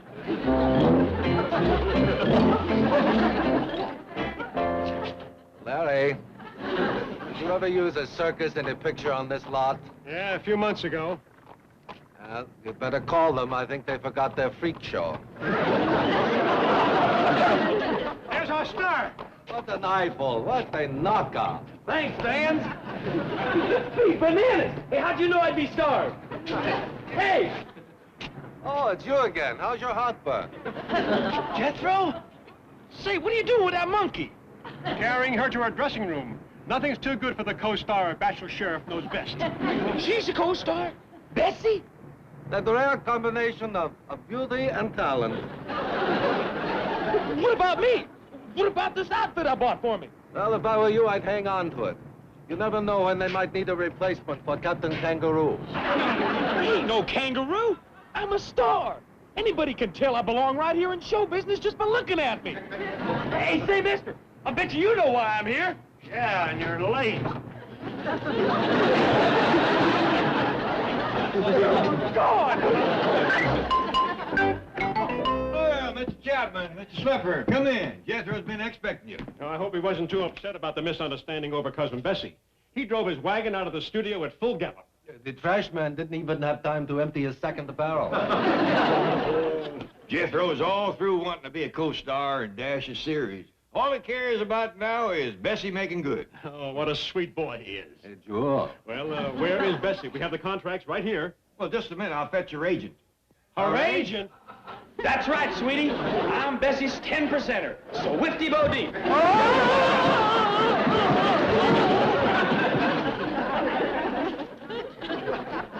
Whifty's a pretty good nickname for you. You sure come down them stairs fast. Uncle Jeff, will you fetch Bessie? Sure, boy. All right. Listen, you two. My client, Cousin Bessie, has got to have co-star billing, script approval, and an awful good hairdresser. Plus, she gets 10,000 bananas a week, which I get 10%, or 1,000 of them to eat for myself. Ridiculous. We'll just get another monkey. Oh, not like Bessie, you won't. Wait till you see what I've done for her. She is going to be a real big star. No. All that sweet, naive, little girl quality, it's gone. Now, she's just another Hollywood glamour puss. Hey, wait, we can make a deal. How about 1,000 bananas a week? Or what about 500? I'll give you a couple of bunches.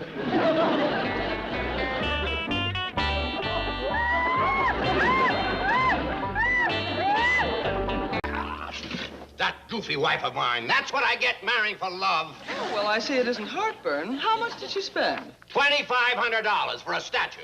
Really? Yeah, something called Ecstasy by Carl Botch. Oh, one of his original metal sculptures. How exciting. Well, you might even win the Beverly Hills Culture Committee Award.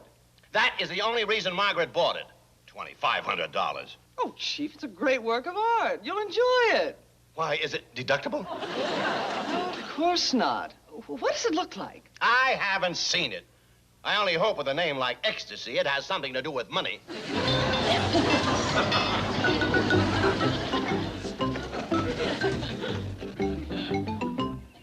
Morning. Howdy, what can we do for you? I'm supposed to unload this at 518 Crestview Drive. Well, that's this address, but You ain't leaving your junk around here. That belongs in the city dump. I'm inclined to agree with you, lady, but it says right here, Mrs. Melbourne Drysdale, 518 Crestview Drive. Well, the number's right, but the Drysdales live yonder. Oh, yeah? Now, hold on. Miss Drysdale don't hold a cluttering up the neighborhood neither. That's right, and plus they're waddled up just having us here. Well, I don't know nothing about waddles. All I know is she paid 2,500 clams for this, and I'm delivering it. I'm Mrs. Drysdale. I've been waiting for you. Why did you pull in here? Take it easy, lady. There's been a mix-up. Well, drive over to my place at once. I don't want these peasants ruining my masterpiece before you drop it off. Excuse me, Miss Drysdale, but it looks to me like it's already been dropped off a couple of times. And run over by a cement truck. Maybe you better send for one that ain't smashed up. This is the work of Karl Botch. Well, if he's the one that done it, he ought to either fix it or pay for it. I might have expected it. Every time I come over here, I'm presented with another display of your abysmal imbecility. This, my dear Clampetts, is ecstasy. Well, thank you, Miss Drysdale. We enjoyed talking to you, too. Well, just the other day, I said to Granny... Howdy, Al. Boy, will you look at that. Ain't that something? Well, I'm glad to see that one of you is properly impressed. I sure am. Anybody hurt in that wreck? Oh! That ain't no wreck, boy. Well, then what is it? We don't know. But she sure traded a lot of good eating for it. 2,500 clams. Granny, I think out here that means money. Darn tootin' it does. Clams is going for 79 cents a pound.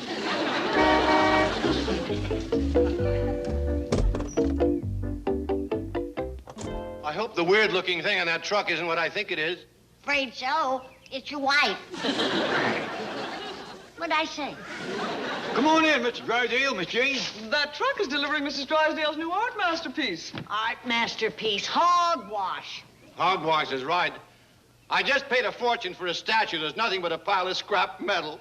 Now, you might find you like it after they get it all put together. It's already together. You're sure coming apart. Help him in, Jed. Ellie, run fetch my jug. He's shaking like a 50-cent ladder. Well, I don't see why. I was just saying Mrs. Drysdale might win an award with her new sculpture. Yes, from the Junk Mint of America, prize chump. Really? Congratulations. Jethro, I was referring to the Beverly Hills Culture Committee competition to find the finest example of privately owned art. You mean she's going to try to win with that pile of... that thing on the truck? Maybe they'll give her something for keeping it out of sight. Granny, you must observe the sculpture in its symbolic terms. It portrays man in a moment of rapture and exhilaration, uplifted with joy, transformed by his love of life. You must see it as the artist sees it. Miss Jane, there ain't enough in this jug to get me that pickled. Come on. I want to be there when they unload ecstasy. They might drop it. Small chance of that. I know, but we can hope. Annie, I ain't seen a bigger slickerin' since Uncle Ezra got sold a pair of breeding mules. Only thing Miss Drysdale's gonna win in that contest is prize for ugliest. No, Ellie. Even she will finish a poor second to that statue. Maybe you gotta be some kind of a genius to appreciate art like that. Nah, Uncle Jed, I can't see nothing in it either. Well, I don't see no way to help him, so let's go on out back and get that kindling split. I have half a mind to paint a picture that'll knock that cultural committee right on its pillow pushers. Well, Granny, all you ever done is decorate churns and whitewash fences. It's only a step from there to the big time. What you gonna paint? Everything. Animals, people, Jethro. You reckon you'd get to be world famous? I wouldn't be a bit surprised. Art talent runs in my family. My late third cousin was a famous painter and poet. Who? Who? Great golly whoppers. I thought the whole world heard of Homer Gribble. Hey, he was an artist, huh? And poet. That man thought up and painted every Burma shave sign in Pike County. Why? Here's one of his works. When your beard is stiff and bristly, shave every morning and every night. Granny, that don't even rhyme. Homer always was ahead of the times. Run and get some brushes. I'm picking up where he left off. I only wish you was here for inspiration, Cousin Homer.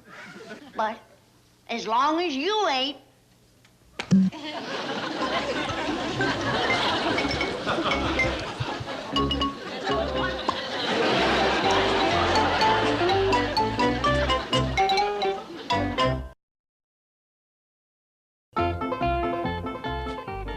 What's this over overpriced monstrosity doing here? Can't we stick it someplace behind the garage? Oh, no.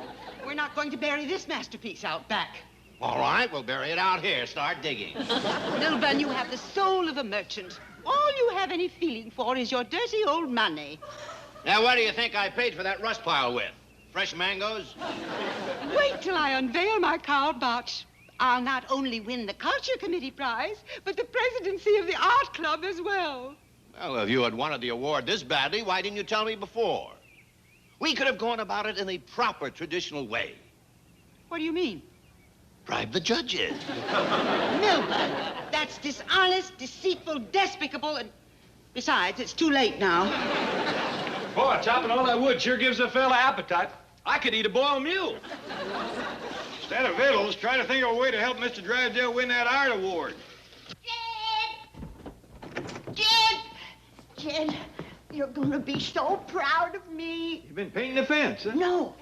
Do you remember my third cousin, twice removed, the great artist and poet?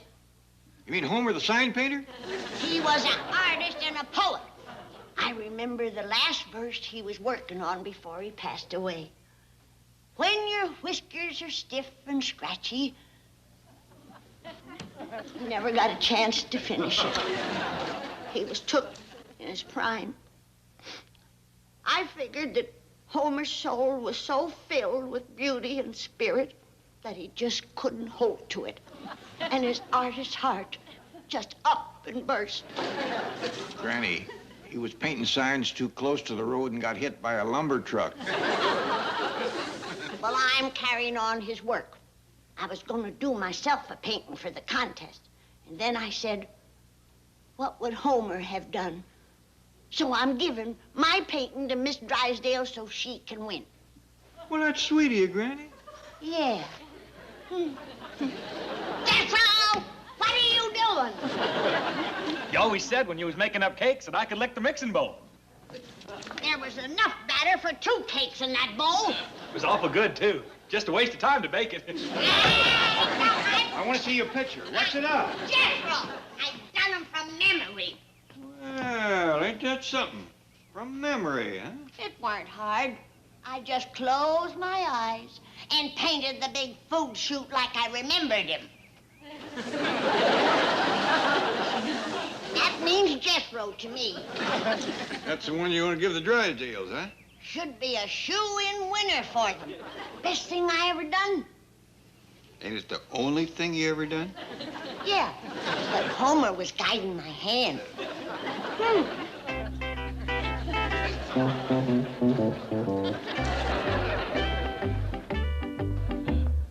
Jethro, Granny's come up with a way to make Miss Drysdale happy.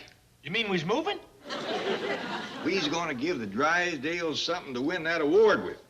A real art masterpiece. Forget it, Uncle Jed. I seen Granny's painting. Who ever heard of a railroad tunnel with teeth in it? I'm not talking about that. Come on. I got to finish this first. Why? Goes with the cakes I ate. It's the icing.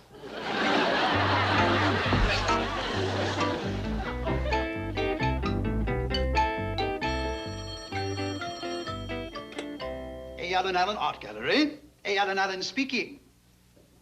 Oh, yes, my dear neighbor, Mrs. Fisk. I wanted to thank you for that seafood casserole you gave me. It was yummy. Now, why would my pussycat want to get in your azaleas?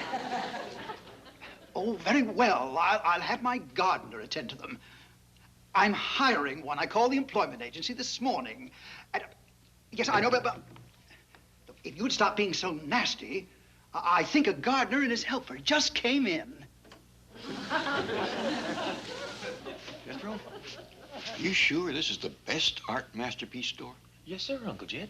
The telephone information operator said this here A. Allen Allen is the #1 in the listings. Good. We'll ask him, can we look at his stuff?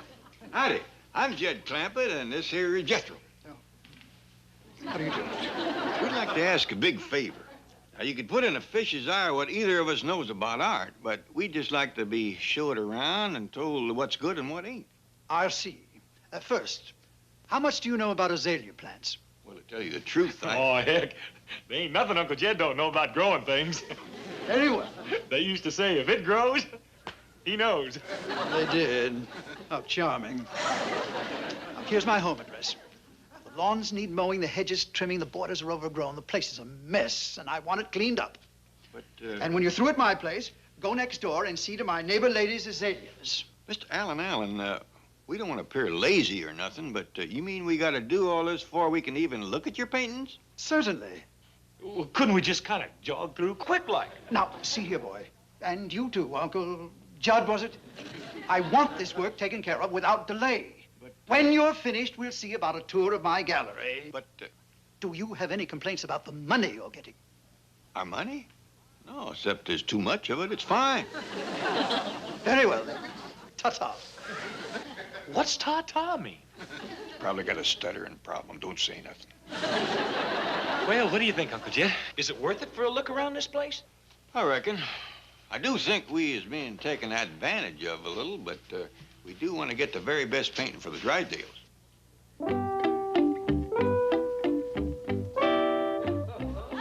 He must keep his masterpieces someplace else. Oh, sure. Well, none of these paintings is even finished yet.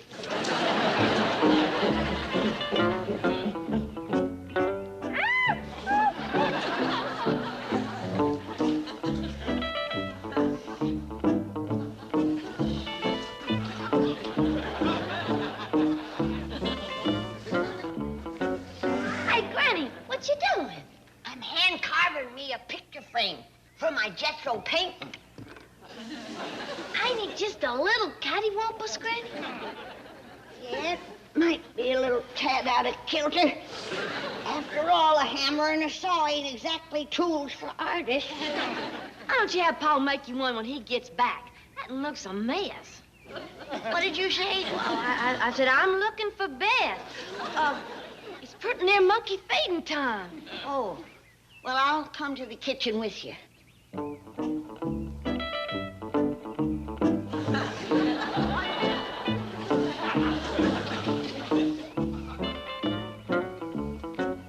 I've got to use something other than a butcher knife. It ain't no good for artistic carving. What you gonna use? I think I'll make better time with a potato peeler. Hey! You hairy little tree toad! I'll pluck you bald all over. Look, she ruined it. She spoiled my masterpiece. Why did she do it? Why? Well, Granny, I reckon Bessie don't know much about art, but she knows what she likes. There goes my chance to be world famous. There's only one of those in any artist. Sorry, Homer. At least Miss Drysdale still got a chance of winning. It's a pretty fair likeness of some blue bananas. Bananas? That don't look no more like bananas than that statue of hers does a man. Is that what that junk heap's supposed to be? Well, she just might as well cover it up and forget it. Ellie, you said cover it up. Ellie, you and me is gonna fix Miss Drysdale's statue. Fix it? Well, I bet you Miss Drysdale won't even let us near it. I bet you Pa won't like the idea neither. I bet you you're wrong, 'cause nobody's gonna know that we is doing it. Come on.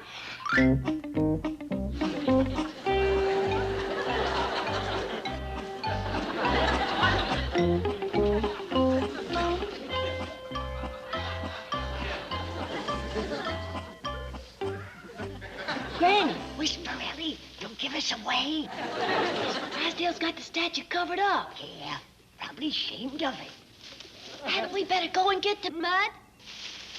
Yeah, and remember, walk like a corn shock.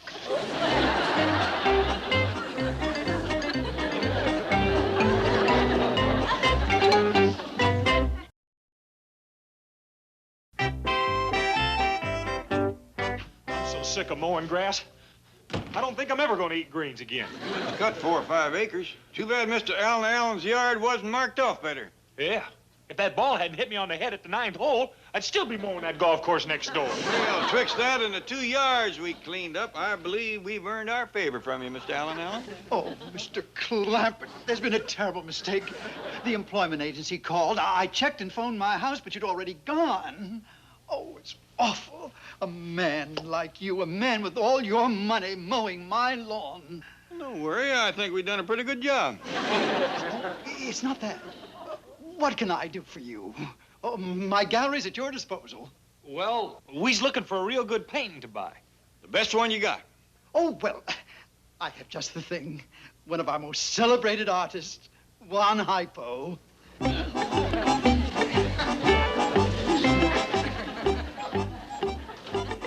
It's called Blue Bananas.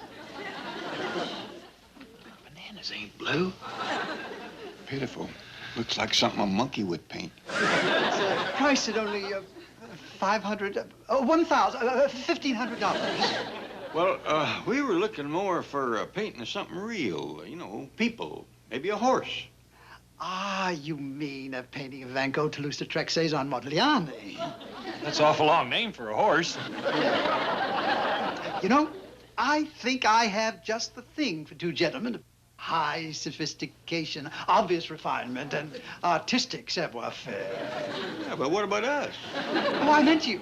I have something in the back room I've been saving for a special customer. It's a genuine Rembrandt. Hey, Uncle Jed, I heard of Rembrandt. He's that guy that made the movie about. The little bitty French fella. Any painter that's good enough to get a movie made about him ought to be good enough for us. Go tell him we'll take it. Well, I want to thank you again, Mr. Allen Allen. Oh, it's one Allen. Oh, excuse me, Mr. One Allen. Well, bye. It's been a pleasure doing business with you. Oh, the pleasure's been all mine, believe me. Ta-ta. Too bad. It's just that one word gives him stuttering trouble. Something. Well, let's go. That is, as long as you're sure we got us a genuine Rembrandt. Don't worry, Uncle Jed. As you get better educated, you just know these things. Besides, it's signed right down at the bottom, big as life, Sam Rembrandt. Yes, Mrs. Drysdale, as chief judge, I can say your Karl Botch sculpture will probably win the award. It's not often you see a botch like mine. Yes, all right. I'm a great admirer of Karl's. He's so modest about his work. Says he owes everything to a painter he knew as a boy. A chap named Homer Gribble. Well, I'm quite busy, and I know you want to get started with your judging. Yes, and we're so fortunate to have Mr. Curtis for the contest. He's so astute and discerning, so clear-sighted.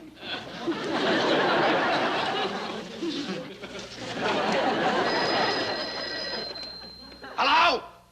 Oh, Mr. Clampett. Oh, what a surprise. Who? Oh. What's you? What is it? Howdy, Miss Drysdale. We know how strong you feel about that contest, so we went to the best art store in Beverly Hills and got you a genuine Rembrandt. Really? Oh, how wonderful. I'm so thrilled I don't know what to do. Oh, thank you, thank you, thank you. Why are you so happy? Are they moving? They're giving me a Rembrandt. A Rembrandt? His paintings cost a fortune. He's the Dutchman that cut his ear off. You oafish moneylender. That was Toulouse-Lautrec.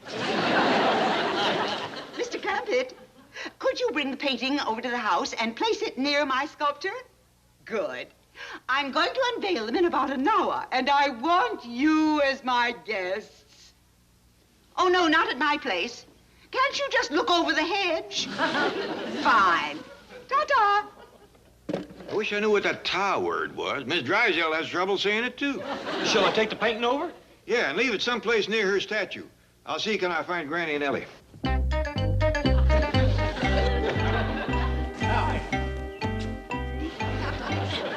I swear them corn shocks was moving. Heck, everybody knows ain't got no corn shocks in Beverly Hills, especially moving ones. I must be seeing things.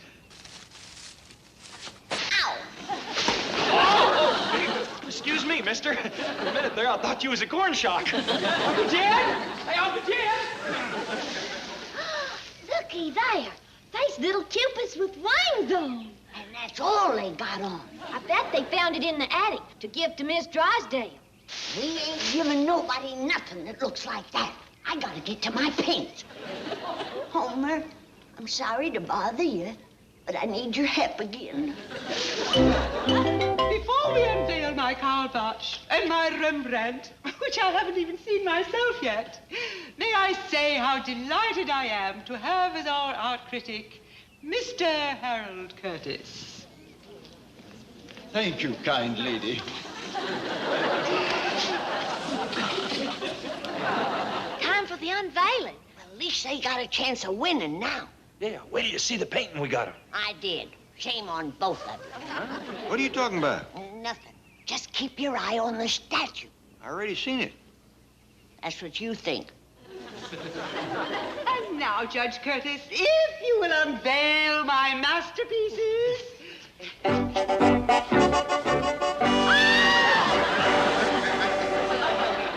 My original botch and my Rembrandt. My Rembrandt, it's ruined. My Sam Rembrandt. Sam Rembrandt? Granny, what'd you do to that statue? Oh, it's just mud, Paul. It'll wash off after she wins. Gotta admit it's an improvement, but you should... Oh, look, Miss Drysdale won. He's giving her the prize. Mrs. Drysdale, you trailblazer of the arts, I hereby present you with the Culture Committee Award. You're not serious. For these? Oh, no, for that. The abstract. You mean what Bessie is holding? Ah, it's magnificent. And it's easy to see who Bessie belongs to. You have a very lovely daughter. How about that? Beat out by a monkey. Thanks for nothing, Homer. Now, coming into view on your left is the tennis court, which Mr. Clampett converted into a stock pen and filled with cows and goats and chickens. Yes, for 2 years, Mr. Clampett has been the center of controversy in Beverly Hills. Now it appears he has become a center of controversy in nearby Hollywood, where, through his banker, he has obtained control of Mammoth Pictures, one of the pioneer movie studios.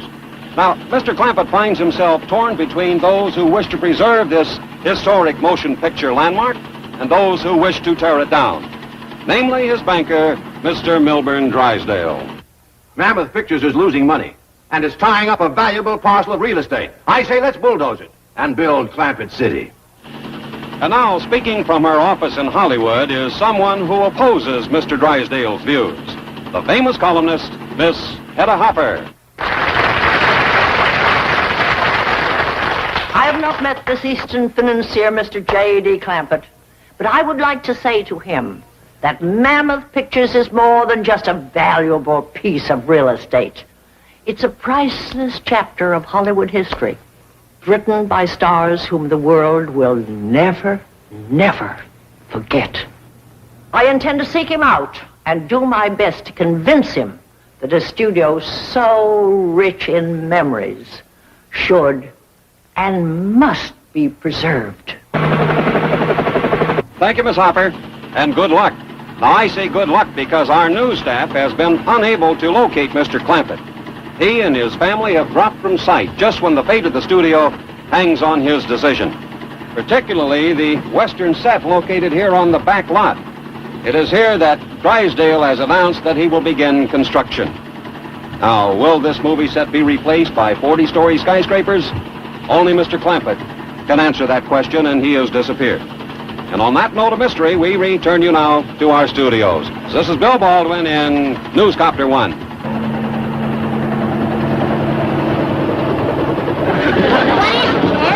There, whirlybird. Yonder he goes.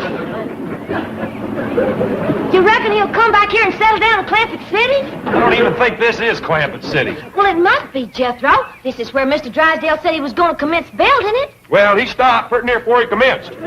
Our general store's the only one that's got any insides, and we done that. Well, maybe that's the way the build towns hereabouts. Mr. Drysdale said around Hollywood, all you got to do is put up a big front.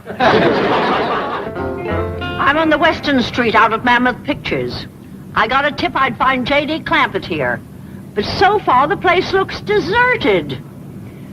I'll make another run and call you back. Goodbye.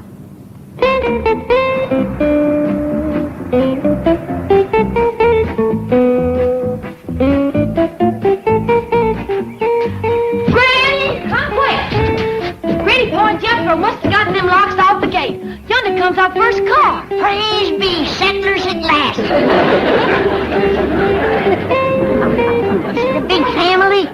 it appears like just one woman. Yeah, but she's looking for a man. Well, how'd you know? That's a courting hat if I ever seen one. Yeah, just like Aunt Pearl used to wear. Howdy! Welcome to town. Ellie, run draw off some cider. I'm Granny. I'm Hedda Hopper. I'm looking for a man, and I was told I'd find him here. And you will. We'll help you. Now, would you like a nice dirt farmer? A storekeeper, a butcher, or a baker? No, I happen to be looking for a millionaire. Millionaire? Well, honey, you better lower your sights a little. What? Well, at your age, if you can't get cream, don't turn down milk. I'm afraid I've come to the wrong place. Thank you. Oh, come on now. I'm sorry I ruffled your feathers. Come in and have a glass of cider. It'll help you find a man. The only man I'm interested in finding is Mr. J.D. Clampett. Oh, so he's the millionaire you got your courting hat set for. My what? Your courting hat. Don't tell me you wear a window box like that every day. I do, and I have for 30 years. Mr. Clampett? Mr. Clampett? 30 years she's been trying.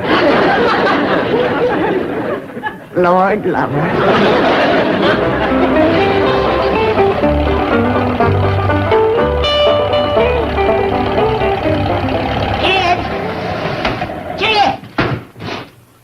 Whose car, Granny? Some highfalutin husband hunter by the name of Hedda Hopper. Husband hunter, huh?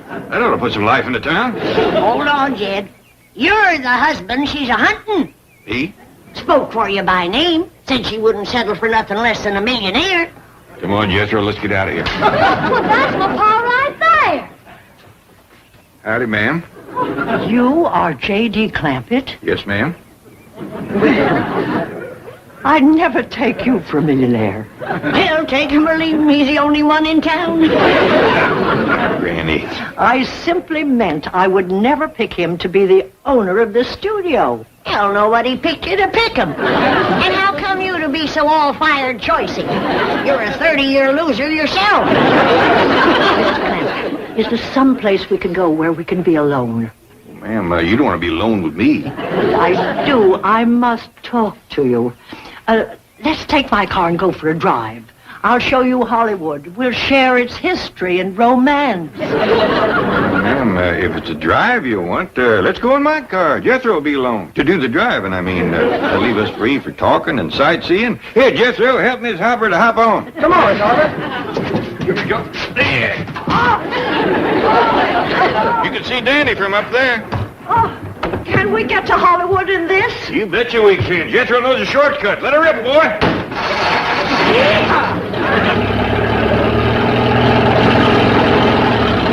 She sure is hanging on to her courting hat. Not a good it'll do her. She won't get no courting done on that ride. Especially with Jethro taking his shortcut. That poor city woman won't know which to save, her hat or her hide.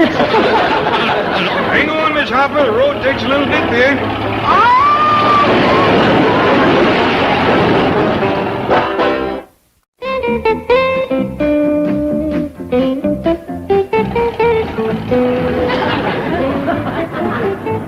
Well, here we are, Miss Hopper, safe and sound. Yes. If you don't mind, I'd like a moment to verify that. Hey, Uncle Jim, that sign says this here is a Chinese theater. You reckon she's fixing to show us a Chinese movie? I sure hope not. I know it's kind of late to be telling you, Miss Hopper, but me and Jethro don't speak Chinese. Only the architecture is Chinese. This is one of the famous Hollywood landmarks I was telling you about. Oh, I see. Now, Mr. Clampett, I want you to walk up there into that forecourt and look at those footprints in the cement. And then what I have to say will mean so much more to you. All right. Come on, Jethro. Oh, ain't you coming, Miss Hopper? No, I'll just sit here and catch my breath. All right. And hope that Luella Parsons doesn't drive by and see me. I wish you'd look at this. Somebody has sure gone and messed up this poor man's cement. Looks like there was a whole bunch of them. Bold rascals, too. Wasn't enough for them to go tromping through it with their feet. They had to stick their hands in it, too, and write their name. Uncle Jed, it was movie stars that done this. No. Yeah, look at here. Well, I'll be doggone. Good luck, Sid. Douglas Fairbanks. Hey, who you reckon Sid is? Don't know. Hey, and look at there. Look at right there. Mary Pickford. Well, I can't believe it. Mary Pickford. Clara Bow, yeah. She's a little cut up, frisky as a kitten. But sweet little Mary. Hey, Uncle Jed, come here. Look at this. Come here. Right there. Tom Mix. Why, even his horse stuck his foot in the cement. Old Tom must have dropped his gun in it, too. There's Norma Talmadge. Gloria Swanson. Bill Hart was in on it, too. Hey, and there's some woman by the name of Betty Grable. Stuck her whole leg in it.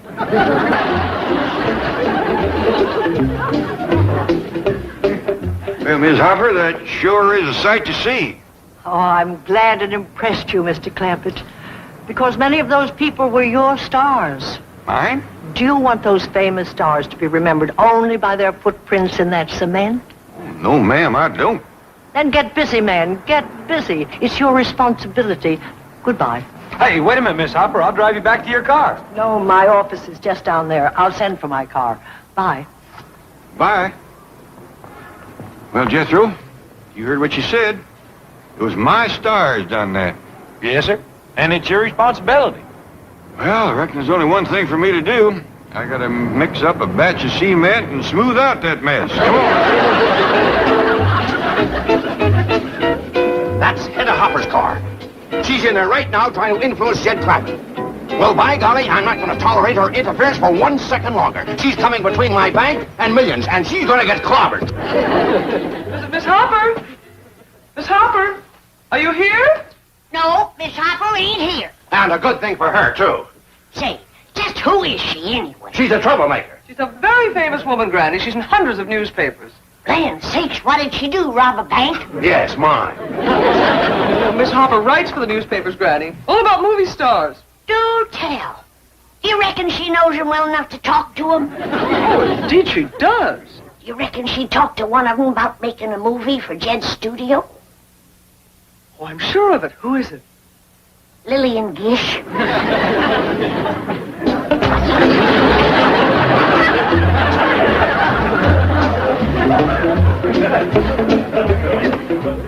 Hey, Uncle Jed, this is all the cement we got left. That's just about enough to take care of Mary Pickford. You want me to run home and mix another tub? Better mix a couple of tubs, Jethro. I still got a whole slew of movie stars to fill in. Talmadge, Tom Mix, Gloria Swanson. Yes, sir. I'll fetch back plenty. Hey, you want me to make up a sign saying wet cement, keep off? Oh, don't do that. That's what got these Hollywood cut-ups to going in the first place.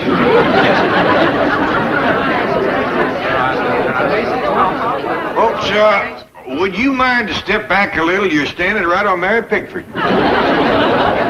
Thank you. Much obliged.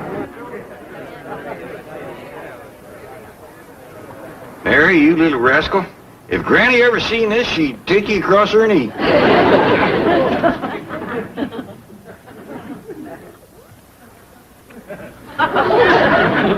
Be kind of careful, would you, Mr. Policeman? We've had a lot of trouble with folks tracking up wet cement around here. You know whose footprints you're covering up?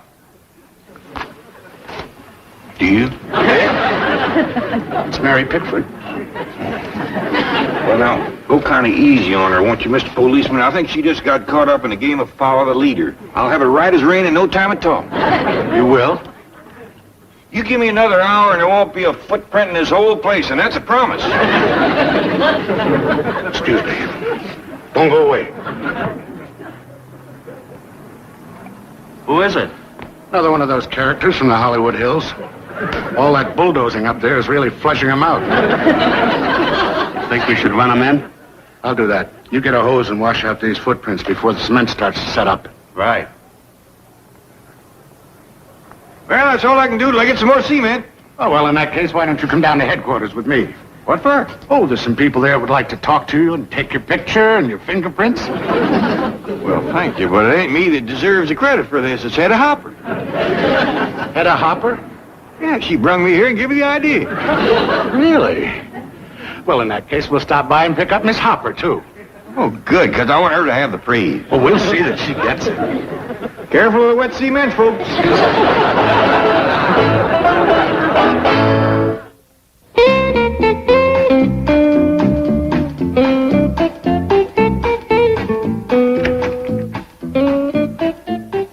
Thank you, Miss Hopper. I'll leave him in your custody. Goodbye, officer.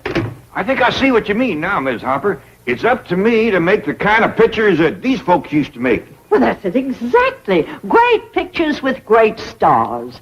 Bring back those days when Mammoth was the pride of Hollywood. Did Bill Hart make pictures there? Right on the very street where Mr. Drysdale wants to bulldoze. He used to hitch his horse where your general store is now. Well, doggy. Miss Hopper, we're going to do what you say. Make great pictures with great stars. Oh, bless you, Mr. Clampett. Well, I'm afraid that'll have to wait, ma'am. I got work to do. That's what I thought, Jed. But Bill Hart don't make movies no more. You don't? Nor John Barrymore, nor Nita Naldi, nor Rudolph Valentino. None of them big movie stars. Gonna be harder than I figured to make them great pictures. But I give my word to Ms. Hopper, so one way or another, it's got to be done.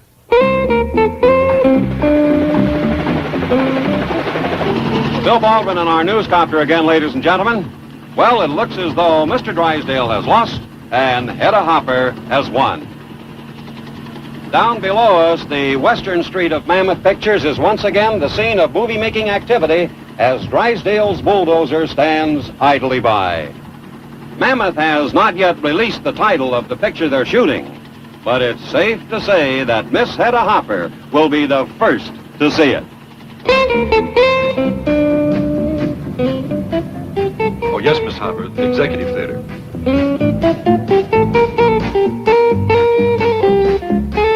Sit down, Miss Hopper. Hope you're going to like our picture. But this is incredible. Wasn't it yesterday morning that we first spoke of this? Yes, ma'am. But on account of this being our first movie, it took us the better part of a whole day to make it. Let it roll!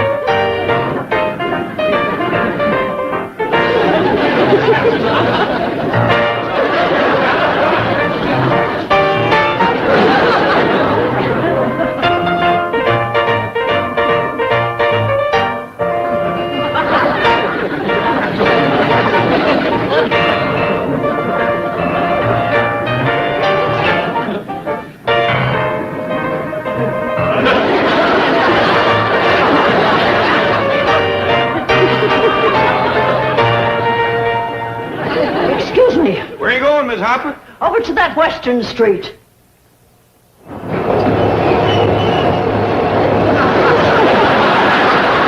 Someday Hollywood's going to thank me for this. Charge!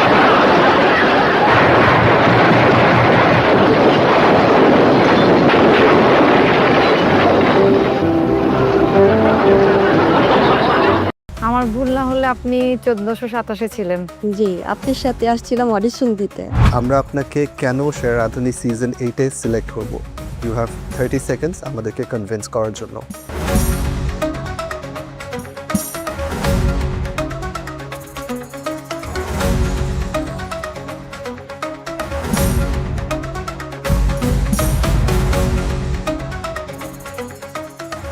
আমার নাম জুয়ারিয়া Kamal and আজকে আমি present করছি Turkish একটা dish নাম বেইটি কাবাব with এগপ্ল্যান্ট white sauce. আমার ভুল না হলে আপনি 1427 ছিলেন। জি, আপনার সাথে আসছিলাম অডিশন দিতে। খুব ভালো লাগছে দেখে আপনাকে আজকে। Very nice presentation. Thank you, sir. Tomato chili oil tub is this, right? The oil. এই পার্টটা কি? এটা হলো tomato and the chilli oil. আমি অ্যাকচুয়ালি এটাকে ভিজিবল করার ট্রাই করেছি যে টমেটোটাও ভিজিবল হবে অ্যান্ড চিলি অয়েলটা স্প্রেড হয়ে থাকবে, টেস্টটা এনহ্যান্স করবে আর কি। এই প্ল্যান্টটা আপনি পুড়িয়ে নিয়েছিলেন? গ্রিল করে নিয়েছিলাম। Adds a lot of flavor. ভালো। আচ্ছা, ফুডের প্রতি ইন্টারেস্ট কোথা থেকে এলো? অ্যাকচুয়ালি এটা আমার একদম চাইল্ডহুড থেকে, জানি না বাই গড মেবি, আমি চাইল্ডহুড থেকে আমি চুরি করে হলেও ট্রাই করতাম এটা রান্না করার অ্যান্ড মা বাবার কাছে অনেক বকা খেয়েছি, মারও খেয়েছি পর্যন্ত। করতে করতে এই পর্যন্ত আসা। এখন মোটামুটি বাসায় কোনো গেস্ট আসলে, আমার শ্বশুর বাড়ি হোক মার বাসায় হোক, স্পেশাল কিছু রান্না হলে আমি আর কি ওখানে। আপনি এছাড়া আর কি বানাতে পারেন? বেঙ্গলি সব খাবার মোটামুটি পারি অ্যান্ড তার সাথেও আর কি ফিউশন কিছু ফুডও ট্রাই করেছি। ডিজার্টও পারি মোটামুটি। বেঙ্গলি যেমন পায়েস আমরা নর্মালি খাই, পায়েস, সুইটস যেগুলো হয়, রসমালাই, তারপরে জিলাপি, তারপরে হলো রসগোল্লা। ইন্টারন্যাশনালি আমাদের যেমন cakes, red velvet cake, vanilla cake, chocolate cake, তারপরে মোকা, তারপরে হলো তিরামিসু। এটা অ্যাকচুয়ালি আমি ট্রাই করিনি, বাট যতটুকু আমার আইডিয়া আছে আই ক্যান মেক ইট। যদি আপনাকে আমরা ওয়েটিং কার্ড দিই, রেজাল্ট তো পরের কথা। জি জি। মানে এবারও কি ওই ধরনের কোনো ইস্যুস হবে যে যেতে পারবো না বা ওটা আমি ইনশিওর করে এসেছি। আচ্ছা আচ্ছা। ফাইনাল কোয়েশ্চেন এটা, আমরা আপনাকে কেন শেয়ার রাধুনী সিজন 8-এ সিলেক্ট করব? ইউ হ্যাভ 30 সেকেন্ডস আমাদেরকে কনভিন্স করার জন্য। শেয়ার রাধুনী হওয়ার জন্য যে যোগ্যতাগুলো দরকার, লাইক প্রেজেন্টেশন, হাইজিন মেনটেন, রান্নার স্কিল, সো আই থিঙ্ক আমার মধ্যে এই স্কিলগুলো আছে। I think so, that's why আমি বলবো যে আমি আপনাদেরকে নিরাশ করব না। আমরা আপনাকে নিরাশ করব না, আমরা আপনাকে একটা ওয়েটিং কার্ড দিব। ঠিক আছে, চল।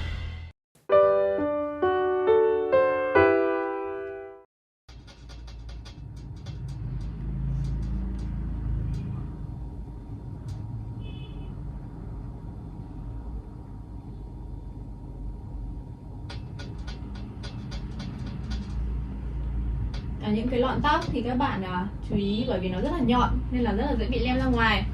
Các bạn để tô thật là cẩn thận nhé.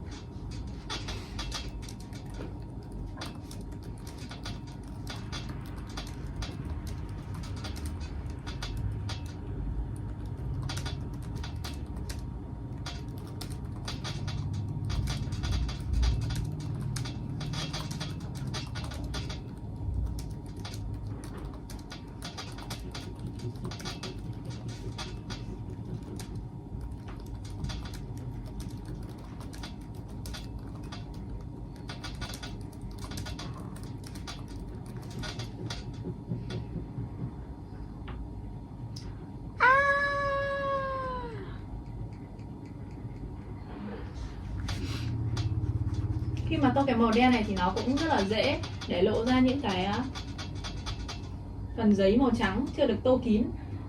Thì các bạn nhớ tô thật là chặt tay và tô đều màu để cho nó không bị lộ ra nha.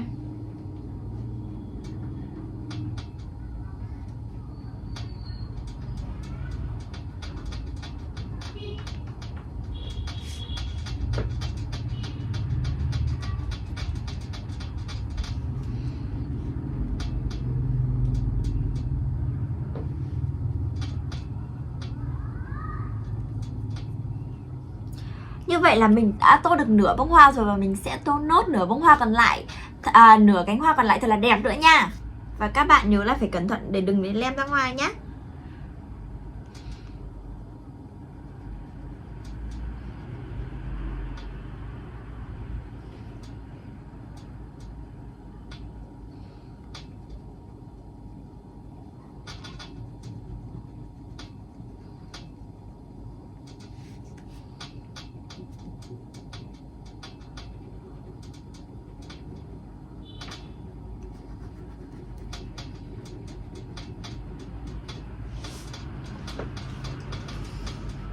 Ở phần trên đỉnh đầu này có rất là nhiều các cái chỏm tóc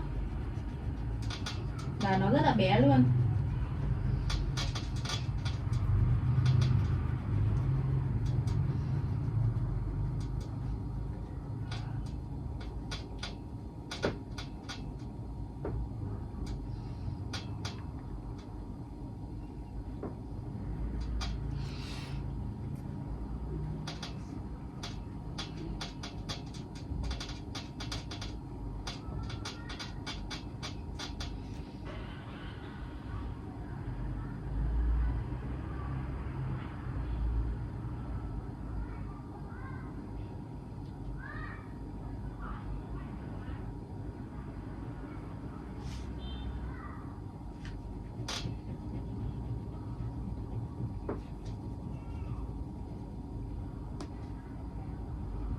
Bị em sao nhỉ?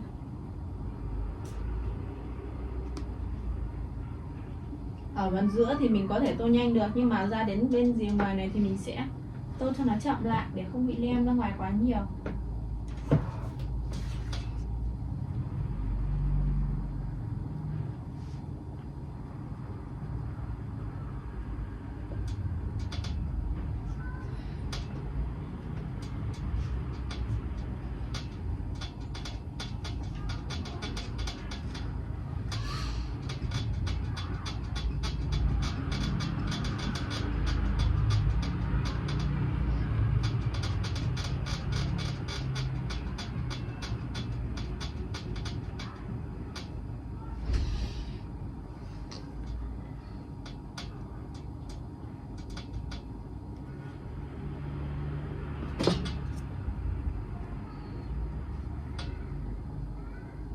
Mình sẽ tô nốt phần mái này nữa là đã hoàn thành xong. থাকে না যে tiramisu মুখে দেওয়ার সাথে সাথে যে একটা kick পাওয়া যায়, ওইটা আমি পাচ্ছিলাম না। হ্যাঁ রাইট, আপনাকে সেভারি ফুড নিয়ে আরো কাজ করতে হবে, দ্য গ্র্যান্ড অডিশন, ঠিক আছে? বিকজ আপনাকে এটা আমার হাতের বেস্ট একটা রেসিপি। ইভেন আমার ফ্যামিলি মেম্বার্স, আমার ফ্রেন্ড সার্কেল যারা আছে তার প্রত্যেকে আমার হাতের এই রেসিপিটা খুব পছন্দ করে।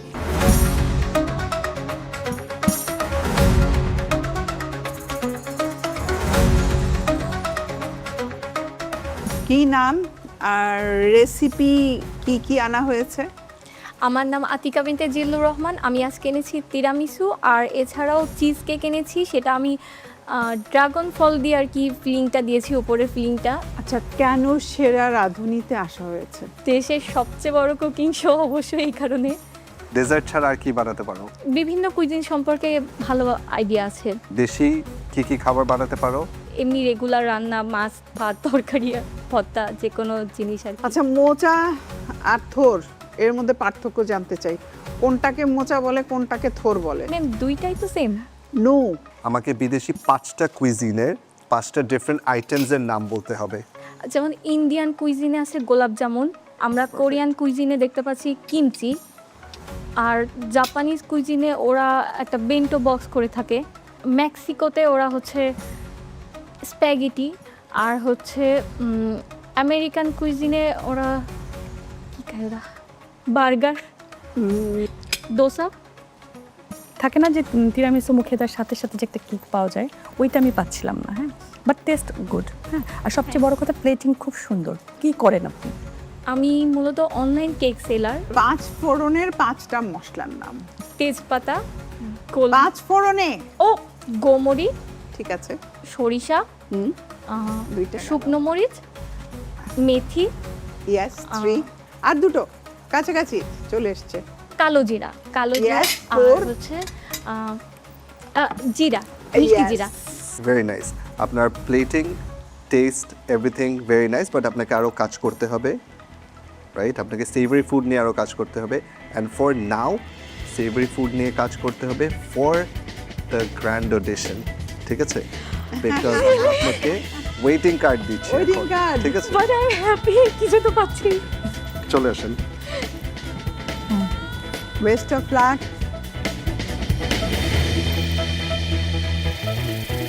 একটু ভয় লাগছে যেহেতু ওয়েটিং কার্ড, জানি না দিন শেষে টিকে থাকতে পারবো কিনা, তবে ভালো লাগছে আপাতত যেহেতু ওয়েটিং কার্ড পেয়েছি।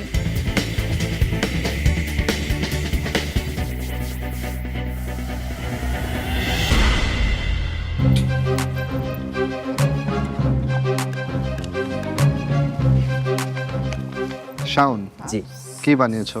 আমি আজকে বানিয়েছি চিকেন ক্যাশনাট স্যালাড। খুব ইজি একটা রেসিপি তো। জি। কেন তুমি ক্যাশিউ নাট বানিয়ে নিয়ে এসেছো আমাদের জন্য? এটা আমার হাতের বেস্ট একটা রেসিপি। ইভেন আমার ফ্যামিলি মেম্বার্স, আমার ফ্রেন্ড সার্কেল যারা আছে, তার প্রত্যেকে আমার হাতের এই রেসিপিটা খুব পছন্দ করে। এই জন্য আজকে আপনাদের জন্য এটা মেক করে আনছি। রেগুলারলি আর কি রান্না করো? আমি সাধারণত দেশি আইটেম করতে খুব পছন্দ করি, তার পাশাপাশি সব কিছু চেষ্টা করি, কারণ সব কিছু একটু একটু জানি বলেই আজ সেরা রজনীর মঞ্চে এসেছি। আমি যদি জাস্ট দেশি খাবার জানতাম তাহলে অবশ্যই এখানে আসতাম না। বেকিং পারেন? খুব ভালো না, বাট চেষ্টা করি। কি কি পারেন করতে? বান ট্রাই করছি, কেক ট্রাই করছি, ভ্যানিলা কেক ট্রাই করছি। পজিটিভ দিকগুলো বলি। জি, sure. This is really good. Thank you so much. আমি একদমই ইমপ্রেসড ছিলাম না when you got a cashew nut salad. হ্যাঁ, but you were right. Your friends and family, they're right. This is A1, really good. So I am supposed to judge you on the food that you feed me. This is really good. Thank you so much. প্লেটিংটা না, এটা এমনিতে অনেক colourful. হ্যাঁ, জি। Solid একটা বলে, black or white একটা বলে, little amount of, ঠিক আছে, তিনজন টেস্ট করার মতো ছোট্ট একটা অ্যামাউন্ট আনলে ইট লুকস আরো এখন এটা অ্যাট্রাকটিভ। রেজালা, পোলাও, মাংস, তাই না? এগুলা কি পারেন? হ্যাঁ, ইনশাল্লাহ, মানে চেষ্টা করি। যদি কোনো আইটেম জানতে চান সেক্ষেত্রে বলতে পারবো। একসাথে কতজনের রান্না করা হয়েছে? এখনো পর্যন্ত একসাথে 16 জনের একটা বার্থডে পার্টিতে। We're convinced to give you a waiting card. শুরু এখান থেকেই। জি স্যার। ঠিক আছে, thank you. Thank you so much. আলহামদুলিল্লাহ, আলহামদুলিল্লাহ, আমি ওয়েটিং কার্ড পেয়ে গিয়েছি। ভীষণ ভীষণ খুশি কাজ করতেছে, কিন্তু ভিতরে একটু ভয়ও কাজ করতেছে, কারণ যে এই যে লাল কাঙ্ক্ষিত অ্যাপ্রনটি কখন আমার গায়ে আসবে, মানে দুশ্চিন্তা এখানে। যে আমার যে প্রতিযোগিতা রয়েছে, আমার কম্পিটিটাররা রয়েছে, তাদের ডিশগুলো দেখলাম ভীষণ ডেলিশিয়াস, আর দেখতে আউটলুকটা অসম্ভব সুন্দর। এই জন্য ভয় লাগতেছে যে কী হয় না হয়, মানে যা হবে ইনশাল্লাহ ভালো হবে। ওয়েটিং কার্ড তো আপাতত পেয়ে গিয়েছি। Nó cũng còn một cái màu đây nữa, nhưng mà mình sẽ sử dụng màu bé này để tô nốt nha. Mình sẽ sử dụng màu nhỏ này để tô phần đầu của chú, bắt đầu tô từ phần đầu của chú vịt trước. Đầu tiên là sẽ tô chỏm lông trên đầu trước nhé.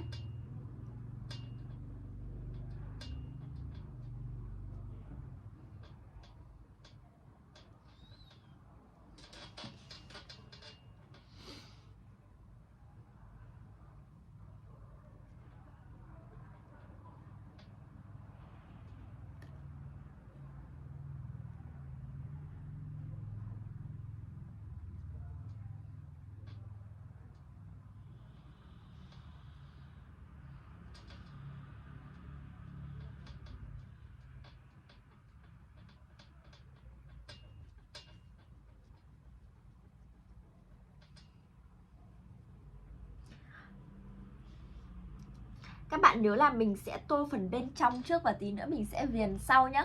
Sau khi mình tô xong thì mình sẽ viền sau nha.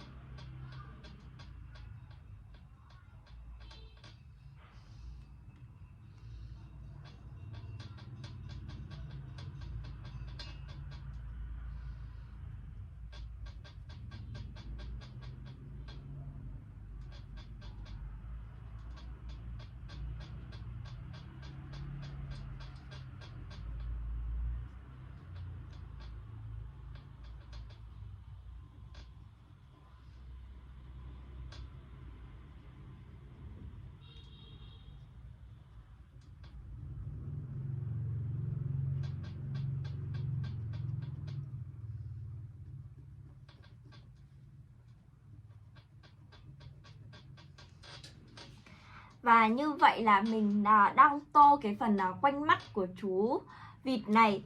Nhưng các bạn nhớ là mình sẽ không tô vào phần mắt đâu nha. Mình sẽ để nguyên cái phần mắt này là màu trắng nhá.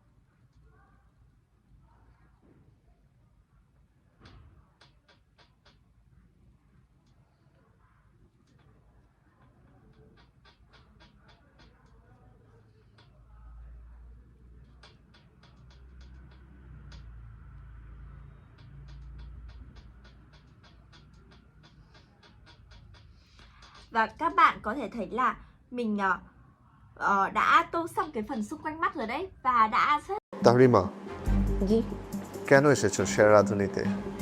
আমার মানে শেফের এই প্রফেশনটা খুবই ভালো লাগে আর হচ্ছে আমি খুব enjoy করি কুকিংটা খুব ছোটবেলা থেকেই। গ্র্যান্ড অডিশনে জিততে পারবেন? ইনশাআল্লাহ।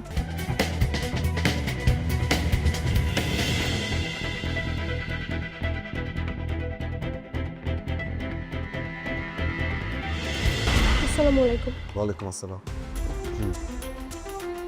কি নাম আপনার? ফারমিন আজাদ।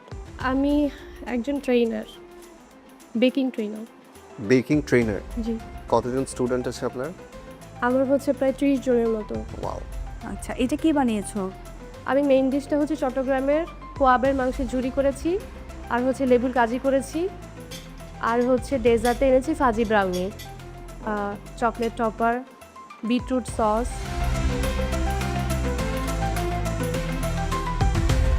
ফারমিন, আর কি বানাতে পারো তুমি? আমি স্যার আমি কুকিং করি, বাট আমি টিচার হচ্ছে বেকিংয়ের, আর কুকিংটাও করি। আমি বাসায় একটা হোম বিজনেস চালাচ্ছি আজকে 9 বছর। আমি বাসা থেকে বিভিন্ন পার্টিতে হোম ডেলিভারি করি। অনেক ডেকোরেশন করেছেন যেটা ব্রাউনির সাথে যায় না। ব্রাউনিটা শুধু একটা প্লেটে শুধু দুটো ব্রাউনি যদি থাকতো অনেক ভালো। জি। আপনার 30 জন স্টুডেন্টের মধ্যে আর কেউ পার্টিসিপেট করছে এই সিজনে? না, আসলে ওইভাবে আমি খোঁজ নেইনি কেউ আছে কিনা। যদি কেউ করে, তার সাথে যদি আপনার ঝাল খাবার নিয়ে হেড টু হেড ফাইট করতে হয়, সেখানে আমরা সবাই কম্পিটেন্ট, মানে আমরা একটা কম্পিটিশন ফাইটে যদি আপনি হেরে যান, অবভিয়াসলি আমাকে মেনে নিতে হবে সেটা। আমরা সবাই সেখানে সমান যোগ্যতা সম্পন্ন সেখানে। গ্র্যান্ড অডিশনে জিততে পারবেন ইনশাআল্লাহ। ব্যবসার কি হবে? Training centre? আমার আসলে যেহেতু আমি একটা বেসরকারি ইনস্টিটিউটে কাজ করি দুটোতে, তো অবশ্যই আমি সেরা রাঁধুনিতে যদি আমার আল্লাহ তাআলা সেই সুযোগটা আপনারা দেন সেটা, তাহলে অবশ্যই আমি সবাইকে কনভিন্স করবো। আর এটা সেরা রাঁধুনি, এটা মানতে হবে যে আমাকে যেতেই হবে। আচ্ছা, তাহলে আমি একটা সুযোগ দিয়েই দিই। চলে আসো। Thank you so much. Okay, thank you. Thank you. এটা নিয়ে গেলে হবে। ওয়েটিং কার্ড পেয়ে ভীষণ ভালো লাগছে এবং একই সাথে খুবই টেনশন হচ্ছে যে কাঙ্ক্ষিত অ্যাপ্রনটি পাবো কিনা বা পরবর্তী নেক্সট রাউন্ডে যেতে পারবো কিনা।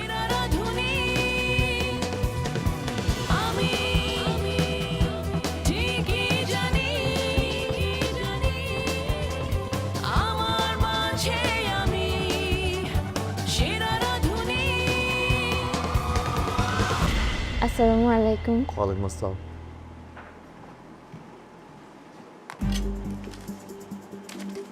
তাহরিমা, জি। কেন এসেছো সেরা রাঁধুনিতে? আমার মানে শেফের এই প্রফেশনটা খুবই ভালো লাগে আর হচ্ছে আমি খুব এনজয় করি কুকিংটা খুব ছোটবেলা থেকেই। রেসিপিটার নাম কি? Japanese chicken katsu curry and হচ্ছে স্পাইসি গার্লিক শ্রিম্প। চিকেন কাটসুর সসটা কীভাবে বানিয়েছো? এটা হচ্ছে আমি অ্যাপেল দিয়েছি, ক্যারট দিয়েছি, তারপর হচ্ছে অনিয়ন দিয়েছি, বাটার দিয়েছি, গার্লিক দিয়েছি, oyster sauce and soya sauce দিয়েছি। কী নিয়ে পড়াশোনা করো তুমি? আমি হচ্ছে এগ্রিকালচার ইউনিভার্সিটিতে ফিশারিজে জয়েন করেছি। কি কি ইটালিয়ান ডেজার্ট বানাতে পারো? তিরামিসু পারি, তারপর হচ্ছে টার্কিশ ডেজার্টগুলো ট্রাই করি, বাকলাভা, তারপর হচ্ছে বাসবুসা, এগুলো ট্রাই করি। তোমার চিকেন কাটসুটা ভালো হয়েছে, still little crispy. I can tell যে যখন বানিয়েছিলে তখন প্রপার ডাননেস ছিল, ইটস জুসি ইনসাইড, বাইরেটা ভালোই ক্রিস্পি হয়েছে। অ্যান্ড উপরের সসটাও it's your version of the sauce that you made, এটা ইটস গুড। আমরা আপনাকে এখনের জন্য একটা ওয়েটিং কার্ড দিব। Thank you so much. চলে আসেন। ওয়েটিং গার্ড পেয়েছি, আলহামদুলিল্লাহ ভালো লাগছে, কিন্তু অ্যাপ্রন পেলে ইনশাল্লাহ আরও ভালো লাগবে যদি পেয়ে যাই। হোপ ফর দ্য বেস্ট, দেখা যাক কি হয়। Thôi là mình đã tô xong cái bức tranh này rồi nha.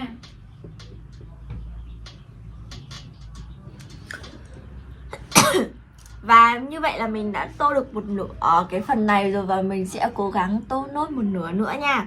Cứ kéo lên dần thôi nha mọi người. Mình đã tô xong bức tranh này rồi nè. Bây giờ mình sẽ cho các bạn xem bức tranh của mình. Rất là đẹp. Các bạn đã thấy nó được giống nhau chưa nhỉ? Ok, vậy là video của mình đến đây cũng đã kết thúc rồi. Xin chào tạm biệt, hẹn gặp lại các bạn ở những video tiếp theo nha.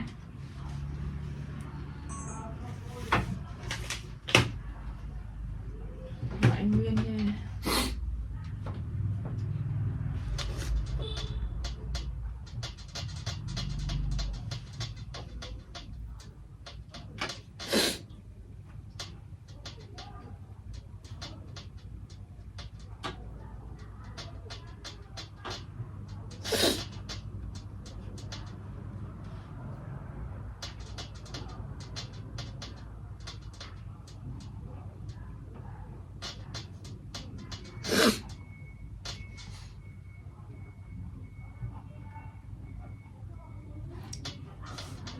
Trời ơi, sao trong video mình lại trắng như thế này? Trông trắng thật.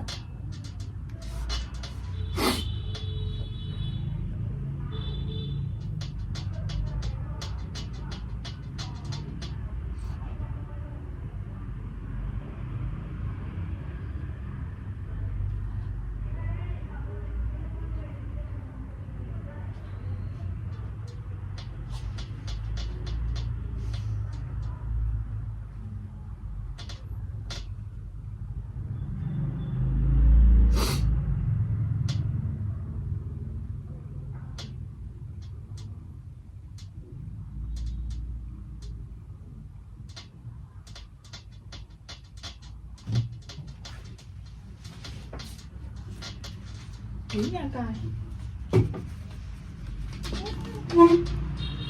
Cẩn thận một tí. Nó bảo biến ra thì đéo lại còn để chìa ra. Che cái gì? Lúc thì cứ bảo là ngồi gần vào để dùng màu chung, giờ ngồi gần thì lại nói. Thế tao vào thì mày đừng nói nữa. Tao đã làm đủ chưa mà mày phải nói. Thích nói ấy. Cho cái giờ. Tắt em xem. Sao lại không dám tắt mày? Em đuổi chị ra khỏi phòng này thôi. Thế mày không tìm được đồ trong cái phòng này đâu nhé. Nhanh mà xuống nấu cơm đi, mày phải quyết đoán. Không.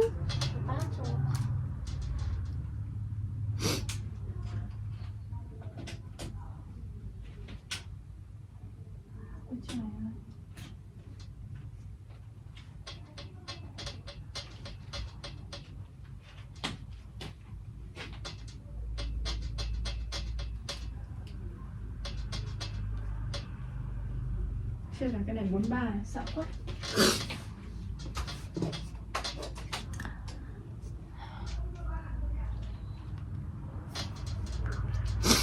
Và mình sẽ chỉ còn một khoảng trên này nữa là mình đã tô xong phần này rồi nha.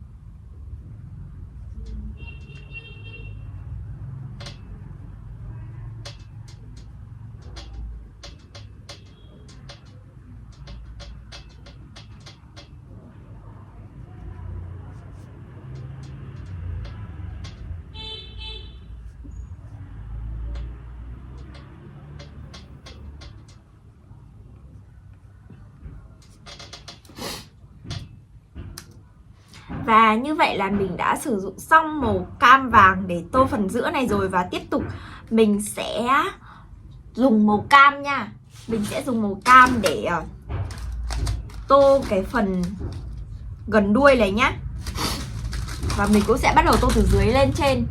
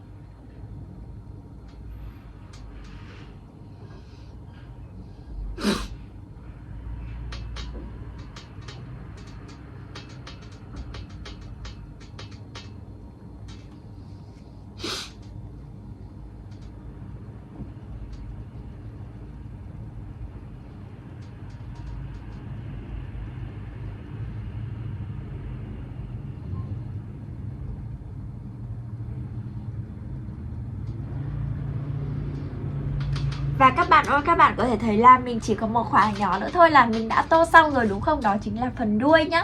Và mình sẽ cố gắng tô cẩn thận nốt phần đuôi này. Tại vì cả một cái bức tranh mình tô đã rất là đẹp và không hề bị lem ra ngoài một đoạn nào rồi đúng không nào?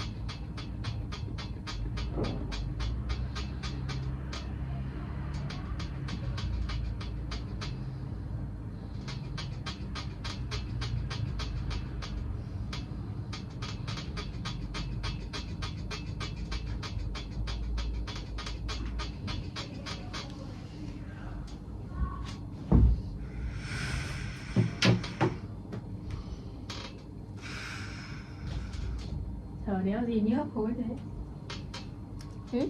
Mày thờ kiểu đéo gì mà như hấp hối thế? Mà thờ hấp hối không ạ? Kiểu hồi xưa hay kiểu cái kiểu thờ bung mái đấy. Mình đáng yêu hả? Đúng. Người ngăn mũi.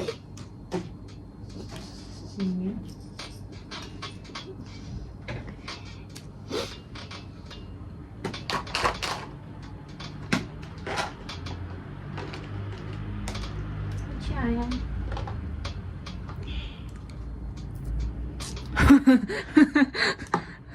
Thế cốc của chị để làm gì? Ức chế đấy nhỉ? Cốc thì không dùng, cứ cầm cốc người ta. Phấn lộ. Tao đổ nước vào đầu bây giờ. Và mình sẽ tô nốt một nửa cái đoạn đuôi này của chú cá mập nhá. Nó xin không ước coi. Tế kinh. Tiếp. Uống được 2 hớp nước mà đã hết mẹ cái bình rồi, sợ quá. Con kia mày uống nước như uống nước lã ấy. Sao mày đéo thay cái áo của tao ra? Cái gì? Sao mày không thay cái áo của tao ra? Mặc đang ấm thay chí. Tắm rồi mắc gì ấm gì nữa. Phòng nó lạnh ấy, không có tình người. Cởi ra mới là không có nè. Mẹ mày đã cho mặc rồi mà còn nói thế nữa. Hóa ra nó tắm rồi là tắm từ chưa? Để cao Và như vậy là mình đã dùng xong màu xanh để tô bức tranh rồi, và mình sẽ cất màu xanh đi và sử dụng màu đen để tô phần mắt của chú. Và tiếp tục thì mình sẽ tô đến cái càng thứ hai nhé.